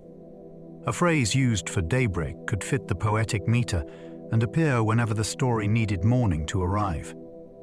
This made it easier for a singer to move from night to action without inventing a new line every time. The expression became part of the poem's internal machinery. It gave listeners a moment of recognition, a steady signal that the world of the epic was turning again. Such phrases also slow the story in a pleasing way. They let time pass with ceremony. Instead of saying simply "that morning came," the poem treats dawn as a recurring presence. That mixture of usefulness and beauty is one reason oral poetry is so remarkable. What helped memory also shaped atmosphere. The formula was a tool, but in the hands of a great poet, it became unforgettable music. Achilles' shield contains a whole imagined world in miniature. When the god Hephaestus makes new armor for Achilles, the shield becomes far more than equipment. Its surface holds scenes of human life, arranged in astonishing detail. There is a city at peace, a city under conflict, fields being worked, dancers moving, animals in motion, and the great circle of the surrounding ocean. This is not simply decoration. It places the whole human world on the arm of a man returning to violence. The contrast is breathtaking. Achilles carries into battle an image of everything war threatens to destroy. The shield reminds us that life is larger than heroic combat. People marry, farm, argue, celebrate, and labor beneath the same sky. In the middle of an epic about rage, Homer pauses to show civilization itself. That is why the passage feels so profound. The greatest warrior receives a weapon that silently displays the value of the world he is about to re-enter. Andromache's farewell to Hector shows war through a family's eyes. The meeting between Hector and Andromache is one of the most tender moments in ancient poetry. She does not speak about strategy or glory. She speaks from the edge of personal loss. Her father has been killed, her family shattered, and now she fears that her husband will leave her widowed and their child orphaned. Hector understands her fear, but he also feels trapped by duty and public shame.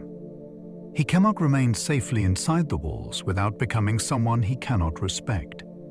Their child is frightened by Hector's helmet, and the moment briefly turns domestic, almost ordinary. That small detail makes the scene devastating. War is not only armies moving across a plain. It is a father trying to smile through armor. It is a wife watching courage become a form of departure. Through Andromache, the poem lets the household speak back to the battlefield, and the cost of heroism becomes intimate. Cassandra could see the future, but no one believed her. Cassandra's gift is one of the cruelest in Greek myth. She knows what is coming, yet her warnings fail because she is cursed, never to be trusted. That makes her a figure of unbearable clarity. She is not ignorant. She is not confused. She sees disaster approaching, and still cannot stop the people around her from walking toward it. In stories of Troy, this curse becomes especially painful because the city is full of moments when belief might have changed everything. Cassandra's tragedy is not only that she foresees destruction. It is that knowledge without persuasion becomes a prison. Her voice turns into an alarm no one will answer. This has kept her powerful for later generations. She represents every ignored warning, every truth dismissed because it is inconvenient, frightening, or spoken by the wrong person. In the fall of Troy, Cassandra stands as the mind that understands too soon and is heard too late.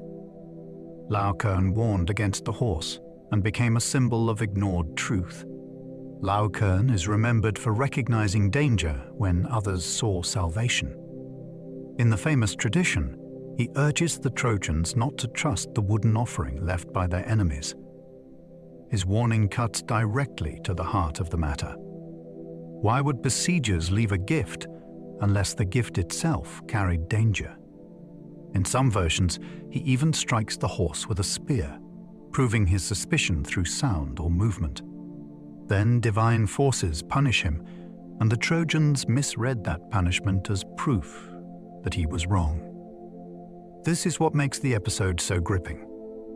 The truth appears, but circumstances turn people away from it. Laocoon becomes a symbol of reason overwhelmed by fear, hope, and bad interpretation. The city does not fall because no one speaks wisely. It falls because wisdom is rejected. His story reminds us that disaster often includes a warning sign. The tragedy is that people choose the wrong explanation. Sinon's lies persuaded the Trojans to bring the horse inside. The wooden horse did not succeed by silence alone. It needed a story, and Sinon provided one.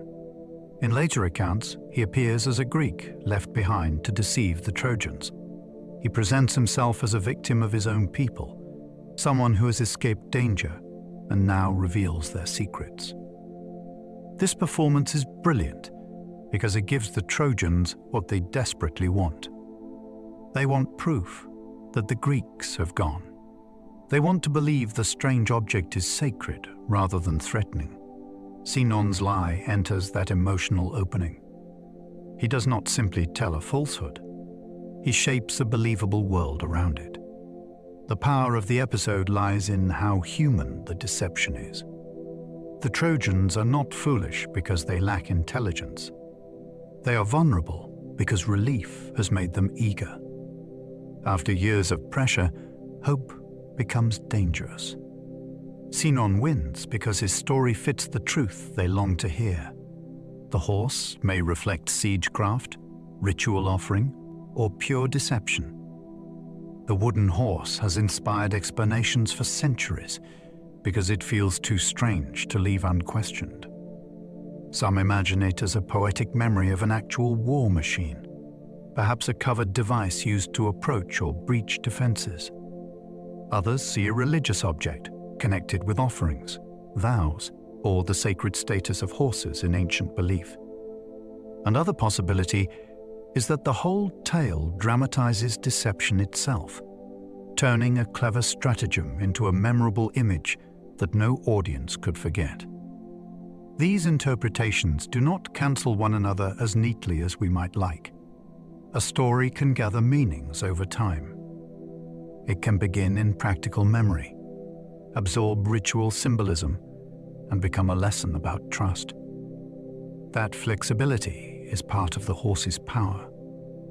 It is an object that refuses to stay simple. Whether machine, offering, or invention, it carries the same chilling idea. The thing that looks like the end of danger may be danger's disguise. Ancient writers disagreed on exactly how Troy finally fell. There was never only one ancient version of Troy's last night. Different poets and later writers shaped the ending in different ways, giving emphasis to different heroes, omens, betrayals, and acts of violence. Some accounts linger on the deception of the horse. Others focus on the slaughter within the city. the fate of royal women, or the escape of survivors. This variety matters because it shows that myth was not a fixed museum object. It was a living tradition. Audiences could recognize the broad outline while hearing different details filled in. The fall of Troy became a space where each age explored its own fears about victory, cruelty, justice, and loss. The disagreements do not weaken the legend. They reveal its reach. A story told for centuries keeps changing because people keep finding new meanings inside it. Troy fell once in myth, but ancient imagination made that fall happen many ways. The Odyssey shows survivors struggling long after the war ends. The end of fighting does not mean the end of suffering. In the Odyssey, the aftermath becomes its own great story. The warriors who leave Troy do not simply sail home into peace. They face shipwreck, temptation, monsters, mutiny, divine anger, and the slow erosion of hope. This changes how we understand the entire war tradition. Victory is not a clean reward.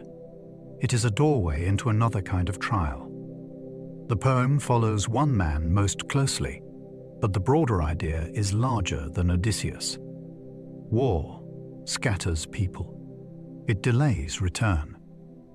It changes households while men are gone, and changes the men who try to come back. The battlefield may be left behind, but its consequences travel in the ships.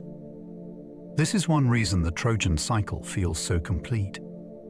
It understands that survival can be complicated. A person may escape a burning city and still spend years trying to reach home. Odysseus spent years trying to return from Troy to Ithaca. After the war, the cleverest Greek hero becomes a wanderer.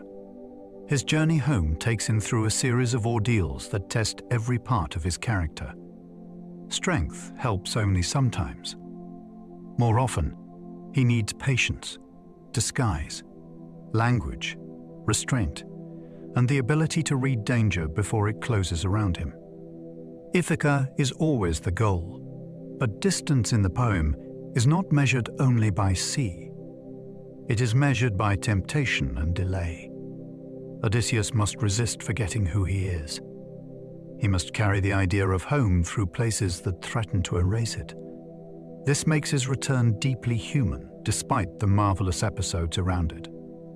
Many people know what it means to be changed by long absence, and then wonder whether home will still recognize them. Odysseus wins Troy through cunning in later tradition, but his harder test is quieter. He must survive the long journey back into his own life.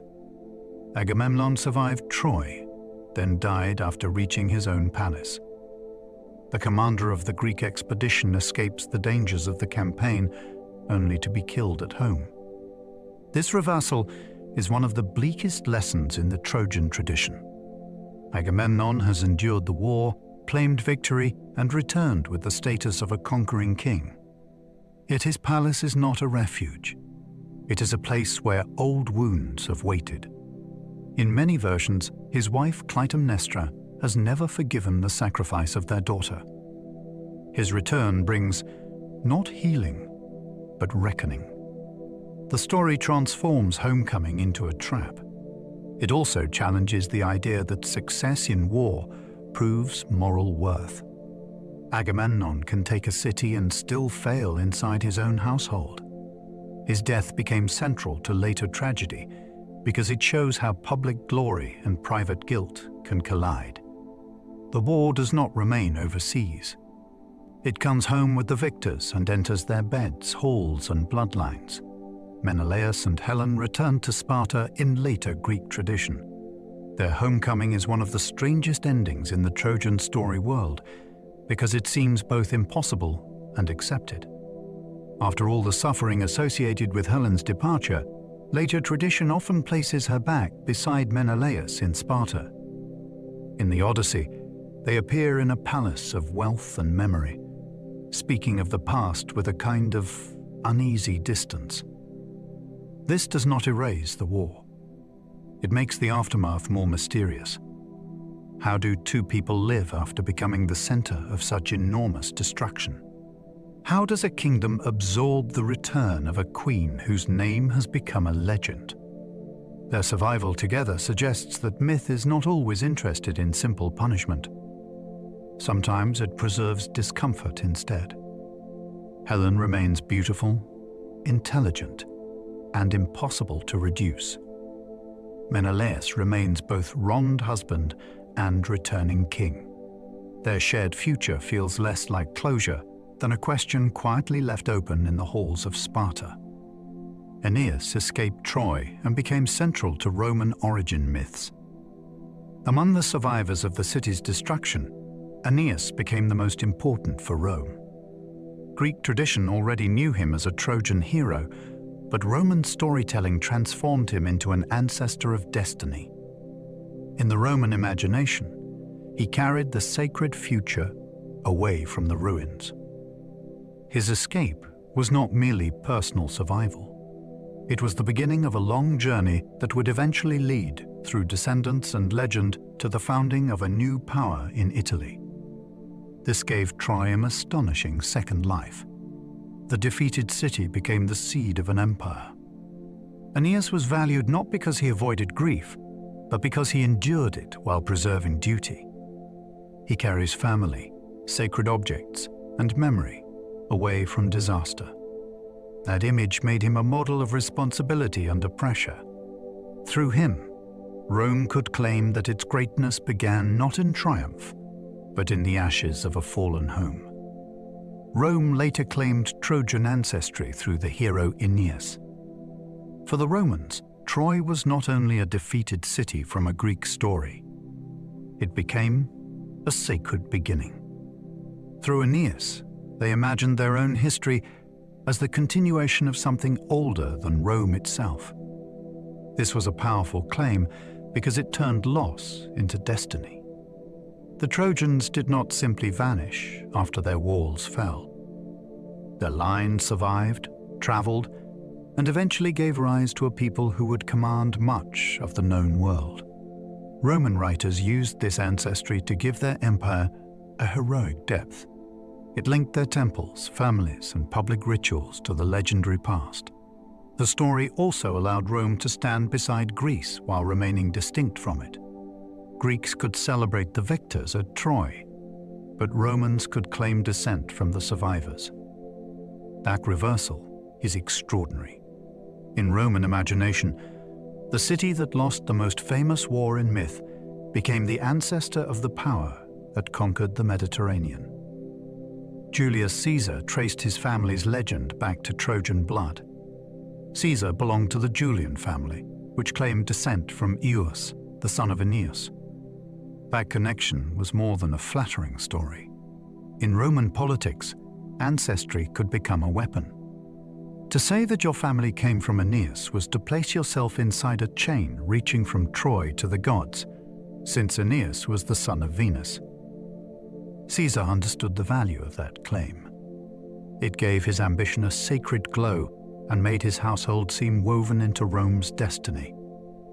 In a world where public image mattered intensely, legendary blood could support real power. Coins, speeches, and public ceremonies could all remind people of that connection. The claim did not need to be proved like modern genealogy. It needed to be believed, admired, and repeated. Through it, Caesar could appear not merely as a politician rising through the state, but as the heir to a story older than the city itself. Medieval kings invented Trojan ancestors to make their realms seem ancient. Long after the ancient world had changed beyond recognition, Troy remained useful. Medieval writers and rulers wanted deep origins for their peoples, and the Trojan story offered a magnificent source. To claim descent from Trojan survivors was to claim nobility, antiquity, and connection to the most famous war of the Old World. These origin stories appeared in chronicles that linked nations to wandering heroes after Troy's fall. The details were often invented, but their purpose was serious. A kingdom with a Trojan ancestor looked older, grander, and more legitimate. This shows how powerful the legend became. It was no longer only Greek or Roman. It had become a kind of shared prestige that later societies could borrow. The ruins of a Bronze Age city, filtered through epic and empire, helped medieval rumors imagine their own beginnings. Troy became a badge of memory for people who had never seen its plain. The war became a shared memory for Greeks, Romans, and Europeans. Few stories traveled as widely as the struggle for Troy. For Greeks, it was a heroic inheritance filled with questions about glory and suffering. For Romans, it became part of their own origin through the survival of Aeneas. For later Europeans, it became a vast storehouse of characters, warnings, romances, and political claims. Each culture reshaped the story to meet its needs. Warriors admired Achilles. Rulers studied the pride of kings. Poets returned to Helen, Hector, and Priam because they seemed endlessly human. The war could be treated as history, myth, moral lesson, family tragedy, or national beginning. That flexibility kept it alive. It never belonged entirely to one age. Every generation found a different doorway into it. The shared memory of Troy became one of the deep foundations of Western storytelling, not because everyone agreed on what it meant, but because no one could stop returning to it. Alexander the Great visited Troy before conquering the Persian Empire. When Alexander crossed into Asia, he did not treat Troy as a dead legend. He went there as a living heir to heroic ambition. The visit mattered because he was beginning a campaign that would carry him farther than any Greek ruler before him. At Troy, he could connect his own destiny to the heroes of epic. He reportedly honored the ancient dead and placed himself within the shadow of Achilles. This was not simple tourism. It was theater, devotion, and political messaging at once. Alexander understood the power of symbols. By standing at Troy, he presented his invasion of Asia as part of a story that Greeks already knew. The place gave his campaign emotional force before the battles had fully begun. It suggested that he was not only leading soldiers, he was stepping into a heroic landscape where memory could make conquest feel like the continuation of myth. He reportedly honored Achilles as a heroic model for conquest. Achilles offered Alexander a model of speed, brilliance, and unmatched personal glory. Ancient accounts describe Alexander paying respect at the hero's tomb, as if drawing strength from the most famous warrior of the Trojan tradition. The choice tells us much about Alexander's imagination.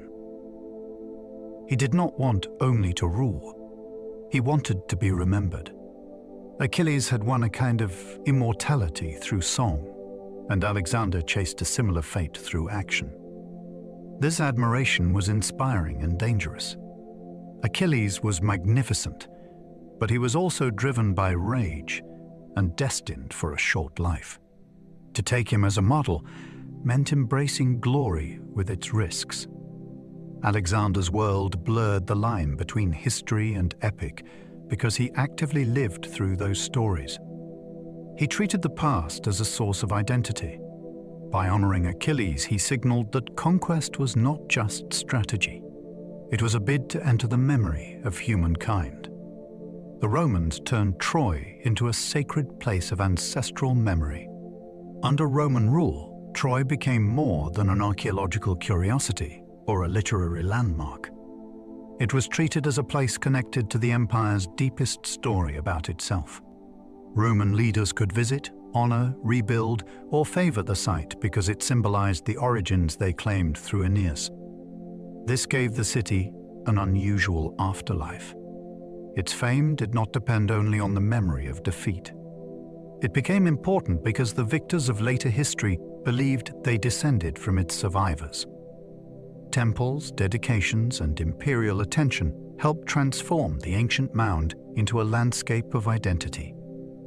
The Romans did not need Troy to be powerful in a military sense. They needed it to be meaningful. By honoring the place, they honored the story that made Rome seem ancient and chosen. A ruined city became a kind of ancestor. Its stones carried prestige because empire had learned to speak in the language of memory. Tourists visited ancient Troy long before modern archaeology existed. People were drawn to Troy for centuries before excavators cut into the mound with modern ambitions. Ancient travelers came because the story had made the landscape famous. They wanted to see the place where heroes were believed to have fought, suffered, and died. Guides could point out tombs, landmarks, and sacred spots associated with the epic tradition. Some visitors came with reverence. Others came with curiosity or political purpose. The important point is that Troy was already a destination, because stories can make geography magnetic. A plain becomes different when people believe Hector ran there, Achilles raged there, and Priam mourned nearby. Even if many identifications were uncertain, the desire to connect place and legend was very real. This early tourism shows how deeply the war had entered the ancient imagination. People did not only listen to the tale, they traveled to stand where they thought the tale had happened. The site of Troy became famous again after 19th century excavations. Modern attention returned to Troy with extraordinary force when excavation made headlines. The idea that the city of Homer might be uncovered beneath a mound captured public imagination across Europe and beyond. Newspapers, scholars, collectors, and ordinary readers followed the discoveries with excitement. This was the age when archaeology could feel like a dramatic rescue of the ancient world. The spade seemed to be answering questions that poetry had left open for thousands of years. Yet the fame came with tension. Early methods were rough, claims were sometimes overstated, and spectacular finds could distract from careful interpretation. Even so, the excavations changed Troy's place in modern culture. It was no longer only a text studied in classrooms. It became a physical site under investigation. The old legend entered the age of museums, photographs, academic debate, and public fascination. Troy had been rediscovered not once, but as a modern obsession. Priam's treasure became one of archaeology's most controversial discoveries. The group of gold, silver, and bronze objects famously called Priam's treasure created instant excitement because it seemed to place Homeric royalty into the hands of a modern excavator. The name, however, was misleading. The objects came from a layer older than the period usually associated with the legendary war. That did not stop the find from becoming iconic. Its story includes discovery, misidentification, secret removal, international dispute, and later arguments over ownership. The treasure shows how archaeology can be pulled between science, fame, nationalism, and desire. Beautiful objects can dazzle people so completely that context is forgotten. Yet context is what gives objects their meaning. A golden vessel is impressive by itself, but its true value depends on where it was found, how it was used, and what it reveals about a society. Priam's treasure remains fascinating because it is both magnificent and cautionary. It shines with discovery and with controversy. Schliemann smuggled treasures from Ottoman territory and sparked international scandal. After uncovering spectacular objects at Hisarlik, Schliemann removed them in ways that violated the expectations and laws of the Ottoman authorities. This act turned archaeological discovery into a diplomatic and legal conflict. It also revealed a pattern that haunted 19th century archaeology. European explorers often treated ancient objects as prizes to be possessed, displayed, and claimed, even when those objects belonged to lands with their own histories and rights. Schliemann's actions helped make him famous, but they also damaged his reputation. The scandal reminds us that the story of Troy's excavation is not only about ancient war. It is also about modern power. Who owns the past? Who has the right to interpret it? Who benefits when objects are removed from their soil? These questions are still alive today. The treasures of Troy were not merely lifted from the ground. They were pulled into a modern struggle over heritage, pride, and responsibility. Some Trojan artifacts disappeared during the chaos of modern war. The afterlife of Troy's objects did not end when they entered collections. Some artifacts were moved, hidden, seized, or lost during periods of conflict and political upheaval. This adds another layer of tragedy to the site's history. Objects that survived ancient destruction to become vulnerable in the modern age. A vessel buried for thousands of years might endure fire, collapse, and neglect, only to vanish because of 20th century turmoil. The fate of such artifacts reminds us that preservation is never guaranteed. Museums, states, and scholars may all try to protect the past, but war can scatter even the most carefully guarded pieces. Troy's material remains have therefore lived through more than one kind of violence. They belonged first to ancient communities, then to excavators and institutions, then to disputes shaped by modern history. The city's objects continue to carry movement, uncertainty, and loss, just as the story itself does. Modern excavations revealed a larger lower town around the citadel. For a long time, attention focused on the fortified hilltop because it was dramatic and visible. Later work showed that the settlement extended beyond that central stronghold. Traces of a lower town changed the scale of the site in important ways. A citadel alone might suggest a small elite center. A wider settlement suggests a broader community with ordinary inhabitants, work, storage, movement, and daily life outside the main walls. This matters because epic cities can seem made only of kings and warriors. Archaeology brings back the people who baked, carried, traded, repaired, guarded, and slept beneath the shadow of power. The lower town makes Troy feel more real. It was not simply a stage for heroic action. It was a place where families lived and where danger would have reached far beyond palace concerns. The discovery expanded the city from a legendary target into a lived human landscape. Troy's outer settlement may have housed far more people than expected. Once researchers began looking beyond the citadel, the population question became much more interesting. A wider inhabited area means the ancient city may have supported a larger community than earlier estimates allowed. That changes how we imagine its importance. A settlement with a substantial outer zone required food supply, organization, protection, and connections with its surrounding countryside.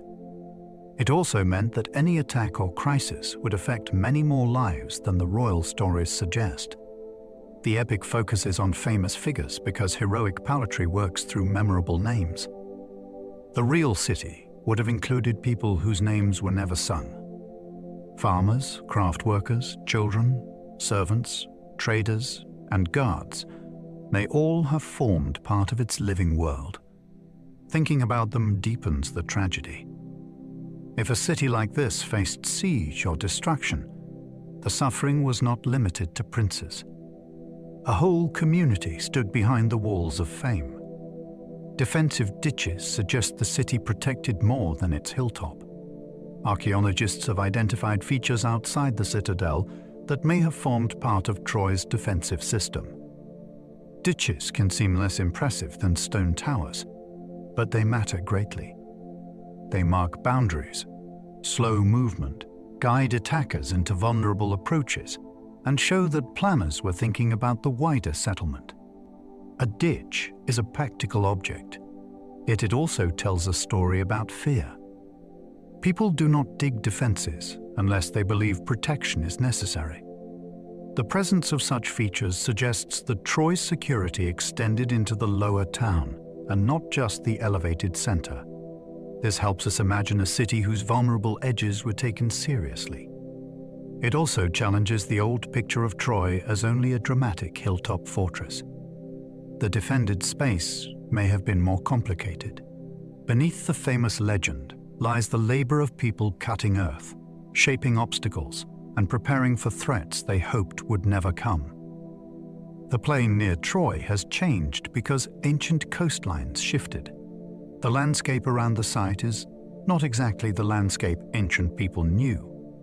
Rivers deposit sediment over long periods, and coastlines can move as plains build outward. This means that the sea may once have been closer to Troy than it is today. That detail matters because the epic world depends on ships, camps, beaches, and movement between land and water. If we look at the modern plain without understanding geological change, we may misread the strategic setting. Ancient Troy stood in a dynamic environment where river, coast, and settlement shaped one another. The shifting shoreline also reminds us that history is not only changed by human action. Nature edits the map slowly. Harbors silt up. Channels move. Marshes form or disappear. A battlefield imagined through poetry may have rested in a landscape that has since altered grain by grain. To understand Troy, we must reconstruct not only its walls, but its horizon. Ships in Homer's world likely beached near camps rather than docks. When the Greek army reaches Troy in epic tradition, the ships become part of the military landscape. In the ancient Mediterranean, vessels could often be pulled onto shore rather than tied at large harbor installations. This changes the way we picture the camp. Ships were not merely transportation left behind at a distance. They could form a line of retreat, a storage zone, and a symbol of home waiting on the edge of the sea. The Greeks fight to protect them because losing the ships would mean losing the path back. In the Iliad, attacks near the ships feel terrifying for exactly that reason. The camp is not secure behind permanent walls. It is a temporary world built between the enemy city and the water. The ships represent escape, supply, and identity. They are wooden lifelines. To burn them would not just destroy property. It would trap an army in the land it came to conquer. The catalogue of ships turns Greek geography into epic memory. One of the Iliad's most unusual passages lists the Greek contingents that came to Troy. To modern ears, it can sound slow at first. Yet it performs an extraordinary function. It turns places across the Greek world into participants in a shared heroic past. Each region gains a place in the great story. Each leader and contingent becomes part of the memory of the expedition. For ancient audiences, this was not a dry inventory. It was a map made of names, pride, and belonging. A listener might hear a homeland or neighboring district and feel connected to the epic. The catalogue also gives the war scale without describing every soldier individually. It suggests a vast gathering through place names that carry local meaning. Geography becomes poetry. The Greek world is stitched together through the act of remembering who sailed. The list is not an interruption. It is a roll call of identity. Many heroes came from places that later Greeks still recognized.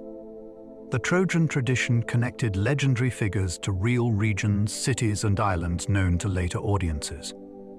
This gave the story a powerful sense of closeness. A person listening in a later Greek community could imagine that a nearby hill, harbor, or palace had once sent warriors to Troy. The epic past was not floating in an unnamed world. It was tied to recognizable geography. This helped communities claim a share of heroic memory.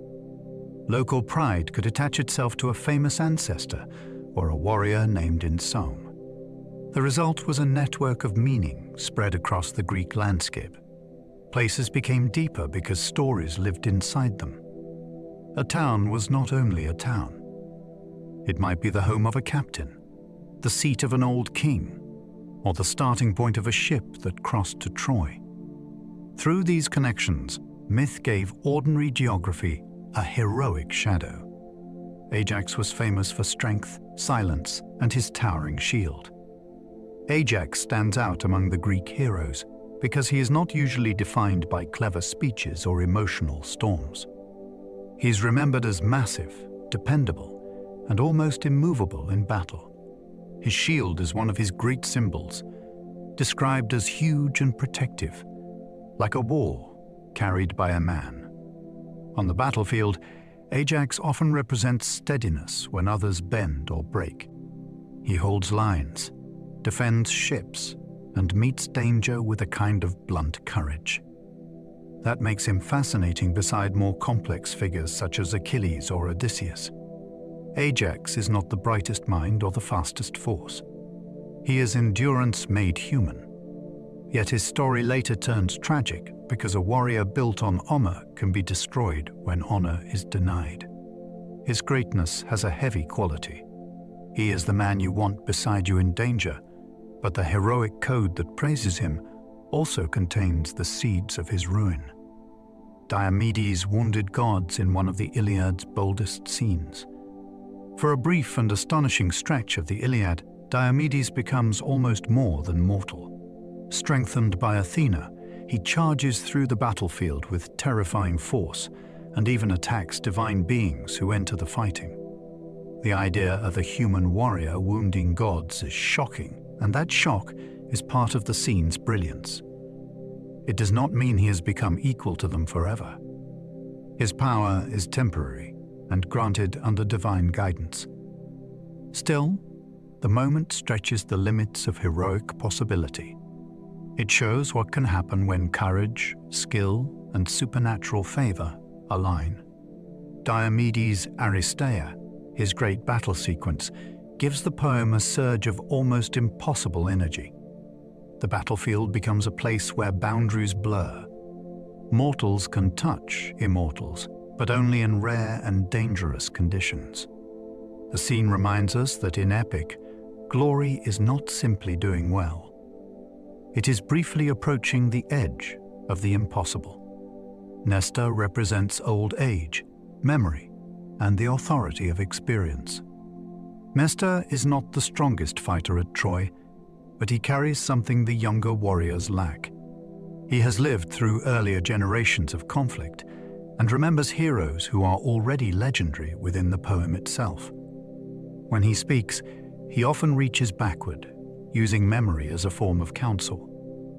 This can make him seem long-winded, but his role is important. He embodies the value of experience in a world obsessed with immediate glory.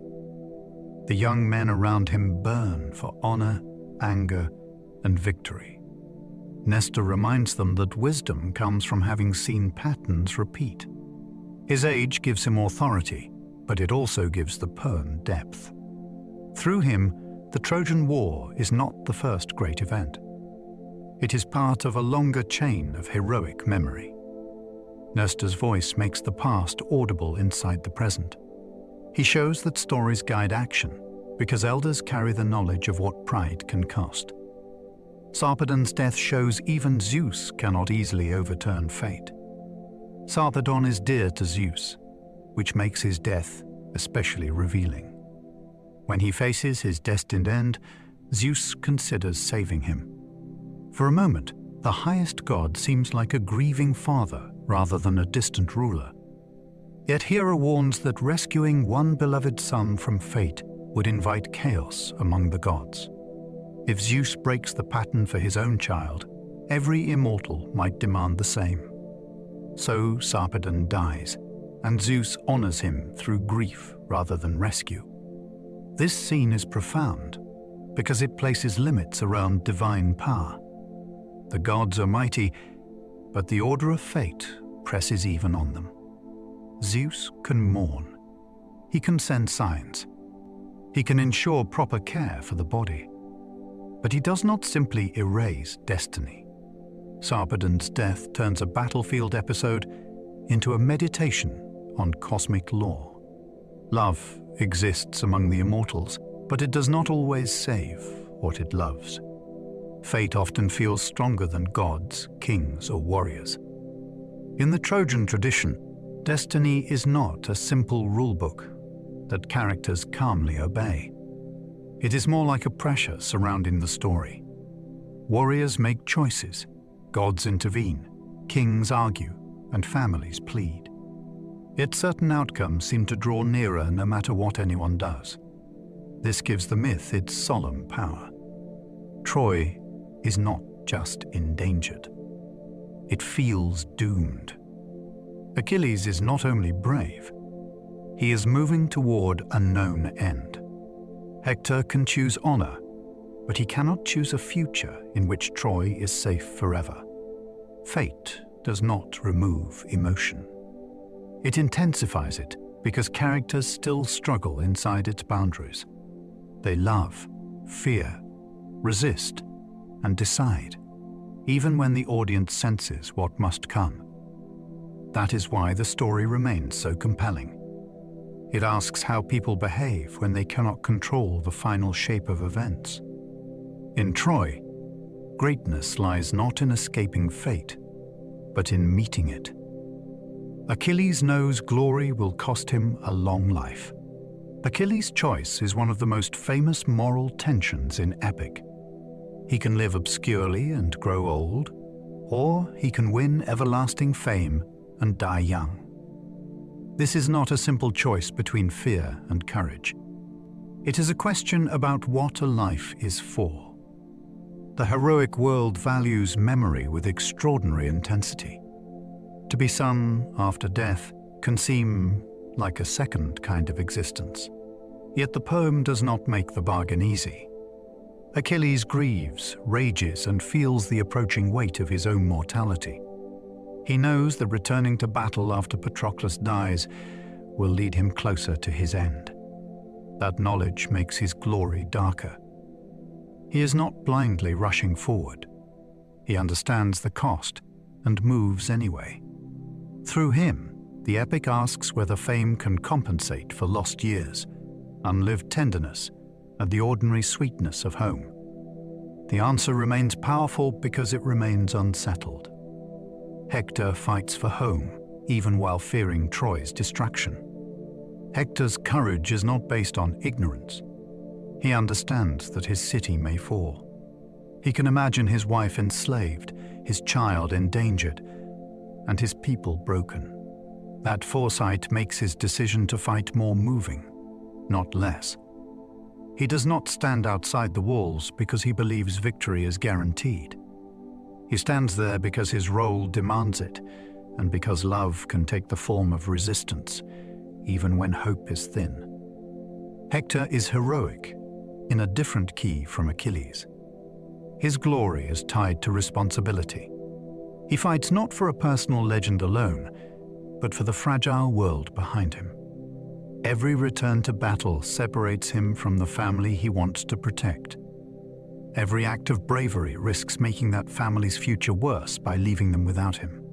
This tension is why he feels so human.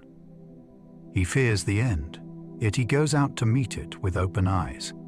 Helen blames herself, yet the story never gives one simple cause. Helen's voice in the tradition is full of self-awareness. She often speaks as if she carries the burden of the war's suffering. Yet the more we examine the story, the less one cause seems enough. Desire matters. So do divine promises, wounded honor, old oaths, political ambition, and the pride of kings. The legend is powerful because blame keeps shifting. Helen is blamed because her beauty is visible and easy to name. Paris is blamed because his choice is reckless. The gods are blamed because they manipulate human lives. The Greek leaders are blamed because they turn insult into mass violence. No single explanation can contain the disaster. That is what makes the story feel true to human conflict.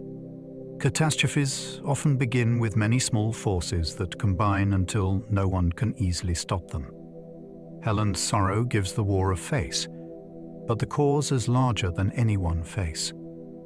The Trojan War became history's most famous blend of myth and memory. What makes Troy so enduring is not that we can separate every truth from every invention. It is that the two are bound together so tightly. There was a real place. There were ancient conflicts in the region. There were memories carried through song. There were poets who shaped those memories into stories of astonishing emotional force. Over time, the war became both more legendary and more historically intriguing. Scholars study its layers. Artists return to its characters. Readers still feel the pull of its unanswered questions. Myth gives the story meaning. Memory gives it depth. Evidence gives it weight. None of these alone explains its power. Together, they create something rare. The Trojan War feels like a dream that left footprints. It belongs to the world of gods and heroes, yet it also rests on soil, stone, and ash. That double nature is why it has never faded. Every generation has rebuilt Troy in its own imagination. Troy has been many things because people keep remaking it. Ancient Greeks saw it as a heroic war. Romans saw it as ancestral loss and future greatness. Medieval writers turned it into a source of national origins. Modern archaeologists made it a puzzle of layers, dates, and evidence. Filmmakers, novelists, painters, and scholars continue to reshape it for new audiences. Each version reveals something about the people telling it. Some emphasize romance. Some focus on violence. Some mourn the defeated. Some admire the warriors. The city becomes a mirror because its story is large enough to hold many concerns. This does not weaken Troy. It explains its survival. A tale that can only mean one thing may grow still over time. Troy keeps changing, so it keeps returning. The stones at Hisarlik remain in one place, but the imagined city has traveled through languages, empires, classrooms, screens, and dreams. The mystery endures because Troy is both real and legendary. The lasting fascination comes from the fact that neither side of the story can defeat the other. If Troy were only imaginary, it would be a magnificent myth, but the archaeological site gives it weight. If it were only a set of ruins, it would be historically important, but the poetry gives it a soul that keeps calling across time. The city stands at the meeting point of evidence and wonder. We can study walls, tablets, pottery, and landscapes. We can also listen to grief, rage, loyalty, and longing in the poems. The more we learn, the more interesting the uncertainty becomes. Troy does not offer a simple answer and then fall silent. It invites us to keep looking. That is why it remains one of the greatest stories ever told. It lets us stand with one foot in history and one foot in legend, wondering how much of each still survives in the other. And so our journey through the Trojan War comes to a close. We have wandered through a world where legend and history meet on the edge of an ancient sea. We have stood before the walls of Troy, followed the anger of Achilles, listened to the grief of Priam, and watched a wooden horse become one of the most famous warnings ever told. We have seen how a real city became wrapped in poetry, how kings, warriors, gods, and families were drawn into a story that grew larger with every generation. We have traced clues left in stone, in old records, and in the memories of people who kept speaking Troy's name long after its fires had faded. And perhaps that is why this story still holds us. It is not only about war. It is about pride. It is about longing. It is about the fragile choices that can echo far beyond a single life. But now, the ships can rest on the shore. The gates can close for the night. The voices of the old poets can grow softer until they become no more than a murmur in the dark. If you enjoyed this gentle journey, you are very welcome to like, subscribe, or leave a thought below. It helps others find their way here too. And if you are still awake, there should be another video waiting on the screen, ready to carry you into another quiet corner of history. But for now, there is nothing more you need to follow. Let your shoulders soften. Let your breathing slow. Let the story drift away, like a distant sail moving toward the horizon. The ancient city can sleep now. The sea is calm. The night is here. Sleep well, and good night.